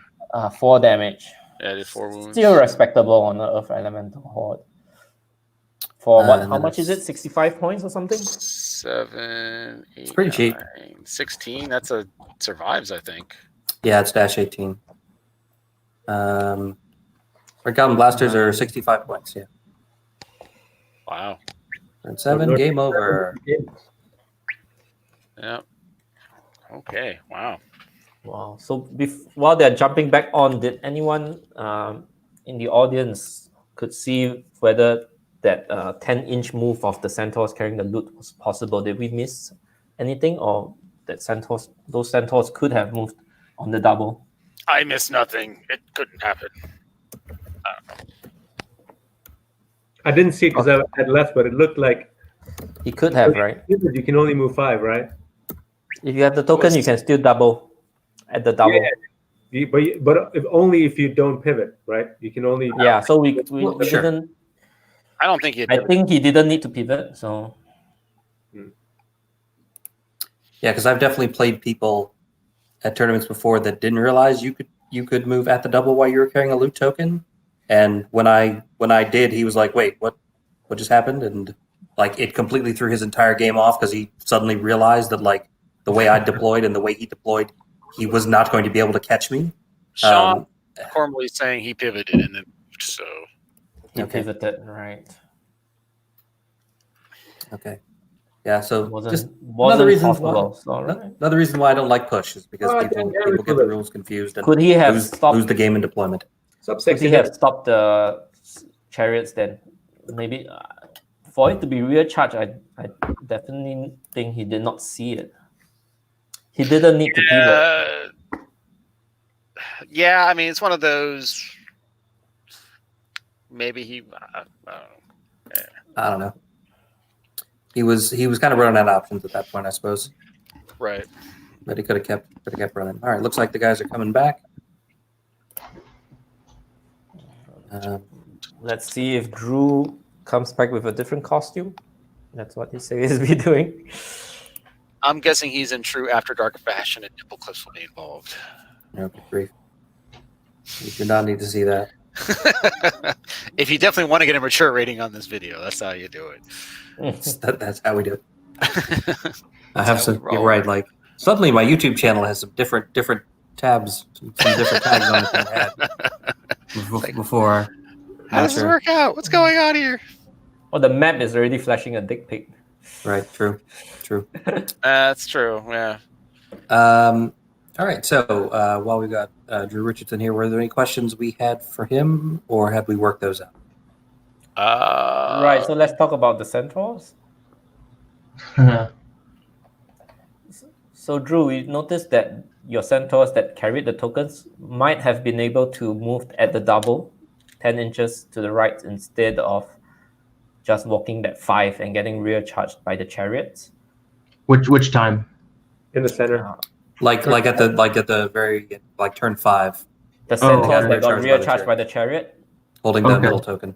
Okay. it might have been able to move at the double, but from the comments we hear that you pivoted, but there was a possibility that you don't need to pivot and just leg it 10 inches to the right. Okay. I Here comes, don't know other if Drew. you saw that it was a possibility. Oh, wow. Nice. Very nice costume. That's Supposed to be a red goblin, I assume. I think that's the Red Goblin Blaster that took out the tree herder. And he's speaking to you from Valhalla right now. from the Right. afterlife. Yeah. Yeah, the red bits are the chaff from riding that thing. So thanks so much for letting us watch your game, guys. That was fun. I think we were just asking Drew Richardson one question about one of the maneuvers. Did we have any questions for Drew Moore that came up during the game? Yep, I have one. So Right. why did we were asking early on, why did you separate your boomers when you were facing so much defense? What was the point of putting one on the flank? And one there? Because of the stupid hills in the middle. It's that dumb map. Yeah, so he put one boomer seeing through the gap in the hills, right? Yeah, And you can't yeah. fit another one to see through Yeah. it. Yeah. Would you have? If it was a normal map against this army, I would square up against these centaurs for sure. But because of the Dick and Balls map, I had to. No, let's call it what it is. It is a bit small, but I know. It It's is. well groomed. I'll give him that. So I didn't want to touch the blue pond over there, by the way, because you can kind of see what that becomes. Right. That's true. Yeah. Drew's force did touch it. I just want to say. Oh yeah. I like to get my stones all oily. Get it all nice and wet. Yeah. So anyway, so the boomers were there to take out Chaff. So because of the blockage, I decided to use it on the left flank when he deployed the Pegasus over there, because the aim was to waver or kill a Pegasus with them. But you probably saw I got a lot of wavers when that combat over there was ridiculous. Yeah. The Pegasus and the Unicorn against the Boomer Horde and the flag guy on Chariot went till like turn 5 before it was finally done. That was definitely some thick chaffing up right there. Yeah. So it was good rolling on that side, but I got some lucky breaks on the other side. So you did mention earlier before the game started that you made some mistakes in deployment. Was that was one of it that you should have deployed the chariots in the center, because they are height 4, which is very valuable for seeing over the hill? Yes, there was 2. So one, it was that. I was too concerned about using their boots with the gotta use it. Got a toy, gotta use it, right? That's right. I don't have many toys, so I want to play with them. But yeah, that was one of them, and the other one was that I was very concerned about him lightning bolting my chaff, and so I deployed my what are they called? Scouts behind my units. But he's height 4 anyway, and the hills are going to give cover. So it would have been better putting him at the front, and then they could have alpha striked anything that came onto the hill. But I couldn't, because I couldn't get when he moved his hunters up, which was a good move, forcing me to react. I couldn't. My plan was always to hit them with the scouts, but I couldn't. So then I had to use the scouts just for chaffing up without getting any free hits. So yeah, those were the problem. And how did the deployment go, where he managed to have his tokens on the Forest Warden on the right with pretty much nothing on the right side? I was okay with it, because he deployed, because I was seeing where he put his stuff. Because he put the elementals over there with it, I was okay to give him make that a very slow flank and give him those, because I had the advantage in the middle and the other flank now. So, and it's all about that middle token, really. So I'll take 3 tokens in my, claiming 3 tokens over him getting 2. I think Drew and I were talking about it a bit earlier, that the elementals over there was kind of probably his biggest deployment mistake. Yeah, I looked at the game from like the start of deployment, like having I needed at least one of the hordes of elementals in the middle. 2 would have been ideal, but I got kind of carried away with the idea of like, well, if I bodyguard the Forest Warden, his blasters and stuff can't get back here. They have to tear through these elementals before they can get to him. And I didn't need them. I could have had at least one of the hordes in the middle. And then on top of that, my list, especially against Big Shield, I have to play the mobility game, and I centered up with him in deployment. I should have offset it. I should have shifted everything I had to the left, made him go through the forest more, and then I'm also getting better angles on his flanks. That's where the Centaur Bray Striders shine. Is sure they're only 12 attacks, but they hit on 3s. They're crush 1, thunder 1, and they're cheap as shit. So I mean, you can just throw them in the side of somebody, and now even a siege breaker is a horde is going down to a couple flanks from a Pegasus and a Centaur. You know what I mean? So having me square up with them like that, I've never played on a map that strange before. I've never had to deal with I've never had to deal with like all height 3 in front of me before. Like usually that's like my Not advantage. used to the Right? cock and balls, I see. Okay. Right? Yeah. I'm like, You're protesting a lot. I'll just say. I would say at most I'm bi-curious. I've never gone the full cock and balls. So. Well, you did jump into that bit, the little blue bit on the end there, pretty quick. You'll get it. That's the gateway drug right there, right? and I think that was kind of a lot of our assessment of it as well. But that the way you had deployed didn't allow you to take advantage of your maneuverability. We thought that probably worked out better for you. I was very happy when I saw. I wasn't 100% happy with mine, but I was very happy with yours. Yeah, when I saw the deployment, I just kind of looked at it and I was like, what did I just do? And I honestly thought, I was like, I lost myself the game at the start. That's kind of how I was going into it with. But I mean, I still feel like I gave it deployment's probably the hardest part about this game, in my opinion, especially since you have to try and match it up with so many different armies. Like that deployment may not have been so bad against, some other army, but especially ogres, like, and it's a big shield wall. I have to rely on that mobility, which is what my armies got. So I deployed, and I was looking at that and like, what did I just do, man? I was like, I screwed myself over. Right. I mean, it's turn 0, right? I mean, that's what deployment really is. It's literally the first turn of the game, and that's really it might not necessarily win you the game, but it certainly helps you if you out deploy your opponent correctly. Right. You're not trying to crawl out of a hole from the game. And if I would have had my centaurs shifted onto like the left and had the force warden on the right, he's going to have to go for that middle or right. That's where the objectives are, is middle and the right, because that's where the force warden's at. So his whole army naturally will start to curve that way. Mm-hmm. Well, if I'm on the left over here, he's either fighting me through trees, which I want, or I'm hitting him in the sides. So I screwed myself in deployment really bad there, I feel like. And it was a struggle. But still, you had a plan. Your plan was to block him up while you run away with the center token, and you came a little bit close from getting away with it, but the chariot caught up to you at the end. I love Pegasus and unicorns, man. They're like the best chaff in the game, easily. Like I love them. They can, and it's like that's the one thing I have the advantage of against ogres is like ogres are so huge they can hardly fit like anywhere. So as soon as I can like throw a Pegasus like on a corner that he could have charged before, now he can't fit, right? So stuff like that. I got to play to that advantage. I feel like I try to do that, like that skirt, right, where I made that curve with the centaurs, like trying to block shots, and the Pegasus there trying to block his charges. And I even got lucky with him wavering so much of it, so I could keep the chaff there longer.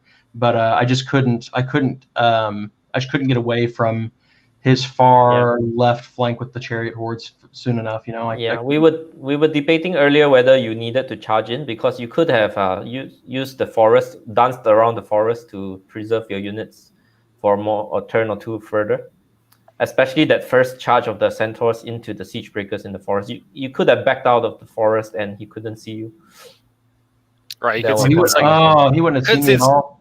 He couldn't have seen you through the second forest. Because okay. See, I wasn't paying attention to that. It's like, because you're right, because they're two different forests, right? That's right. I didn't even think about that. Because I couldn't see the balls right there. In my opinion, right, like that's dumb, right? Like that map, like it should just be one. Yeah, it's a very strange map. I think people are not used to seeing two forests so close together. It creates a different dynamic and a different thing that you're used to. Like, it's different every other map. I don't like it, but yeah, it is different. But I didn't even think about that. Like backing them out to where now you can't see. Yeah, and so I was baiting you on purpose with units to try and force charging. Right. The thing I'm most happy about is the Red Goblin Blaster over on the flank that played possum, deploying right back and then waited. Because as soon as I saw his deployment, I'm like, okay, good. Either I force him to back up, or he still throws all these units at this 165 point thing, or I'm going to get a flank on his treeman if he's not looking. And he gave me the flank, and I was like, woohoo! Wow, we had a question about that, actually. I wrote that down because when we looked, it looked like it was sort of like very iffy whether or not it was in the going to be hindered or not going into the flank of that tree. Yeah, whether it will be hindered. Because I think when I measured it, because I did a couple of twists, it didn't look like I would be in. And I think when I hit it didn't matter anyway, but from memory. But yeah, it was close, but I didn't think that's why I had to spin it to see whether, because you can only spin as much as you need to to hit. And you rolled really well in that combat too. On that flank, you rolled 13 out of 16 hits, I think. Yeah. I mean, as I said, it made up. As I said, I got very, very lucky on one flank and not lucky on the other, and I got lucky on the right flank, the correct flank. I will say, I made mention earlier, I liked how you had kept that Red Goblin Blaster out. That way you had that tree herder in your arc of sight, regardless. You know what I mean? It's like if you had moved too closer, there was a possibility you could have either backed up or got a 6-inch overrun when he killed the flag guy, and you'd have been, unable to hit anything. But staying back, Red Goblin Blaster. Yeah, you risk hindering yourself, but you also keep that availability of being able to charge. Definitely be able to charge him, and that Red Goblin Blaster dealt 14 wounds. I think it was 13. It was a lot. 13, I think. It was a lot. It was crazy good. Right? It was. Let's be honest. It was enough to do the job. But anyway, I think Drew played really well because we agree. I think that his deployment probably stuffed him up more than my deployment stuffed me. Neither of us did what we wanted, but I did less bad. But Drew still did well, and his chaff was always my biggest concern. Now, man, it looks like I've got a Pegasus. Earth Elementals in the center would have been really, really good for this battle, I think. But that was our question too after deployment. We were looking at it and we were like, why are the Earth Elementals on the right flank? Yeah, there's no anvil in the middle. They're all squishy bodies in the middle. So they're gonna go down sooner or later. And I did like all the squishy boys. All the squishy boys going down on the cock map. Gotcha. I did like. And that's a perfect thought to end. What are you saying? What are you saying, Rashad? What did you say? I did like how you chose to have your loot tokens on the right side because he doesn't have the most mobile army, so he was never going to get there. If you were going to be successful in the center, you kind of would have had him by just moving eventually one of your units across, and that could have been just one unit of Centaur Brace Riders. Yeah, you could have had a really good fighting chance against him had that been the case, but and that's why during the deployment I was holding off on certain units because I was waiting to see. But as soon as the Centaurs went in the middle, I went, okay, I'm good now. I'll just go for the 3 middle ones. Who went first in the deployment? Sorry, Drew went first. Drew chose. You guys were equal because you had one more drop than he did, right? Yeah, so that means I got 2 in the end, extra drops, because I think I had 16 and he was 15. Got you. Okay, so you got that on deployment as well. We had a little bit of an advantage there. Yeah, so it came down to what was going to happen in the middle. That was going to decide whether I had to go for his or not. And the way it deployed, I decided I don't have to go for Drew's tokens because it was all a slow surge, defense 6 stuff on the right. And I was just like, well, that's the stuff I don't want to fight anyway. So I'll concede those and then put 90% of my army into 70%, and I'll take those odds. So that's why sort of in the end, all I had over there was just that one Red Goblin Blaster because it was there as a threat, potentially get a flank on his treeman, which worked out. And it was 65 points, so it didn't really matter. But he couldn't ignore it. Your new nickname is Droofless Drew, named as Felix Droofless? Droofless. Yeah, because after you were winning the game, you were still going after that Forest Warden on the right with the 2 tokens. I mean, yeah, because it all comes down to how big you win by, right? Right. He was saying that, right? We were talking about that in the game, and I was like, well, shit. I mean, if it was just a win or lose situation, we could have called this like 2 turns ago. As soon as I only had the Earth Elementals left, I was like, that was, there's nothing I can do about this. Yeah. When I popped a couple things in the middle, it was like chum in the water. Right. It was just like, all right, I couldn't do anything about it. Yeah. Well, thanks so much for letting us look over your shoulders while you guys play. That was a fun game to watch. The technology was a bit ordinary today on UB, so sorry about that. Yeah, that's okay. I think everybody understands that sometimes these things happen, but we got through it, and it was a fun game to watch. So I'd like to thank Dru and Drew for letting us look over their shoulders, and I'd like to congratulate Drew for winning and console Drew for losing, and wish both Drews the best of luck in round 5 of the tournament. I'm just reading the script, man. Actually, he did. So he was working on that while you guys were playing. So. This is going to conclude our round 4 coverage of Call to Arms because I think it ends tomorrow.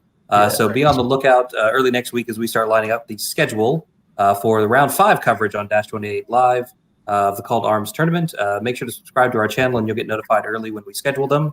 And until next time, I'm Mike Adkins, thanking Paige, Felix, and Rashad for hanging out with me this evening, and everybody at home for watching. And we will see you next time on Dash 28 Live.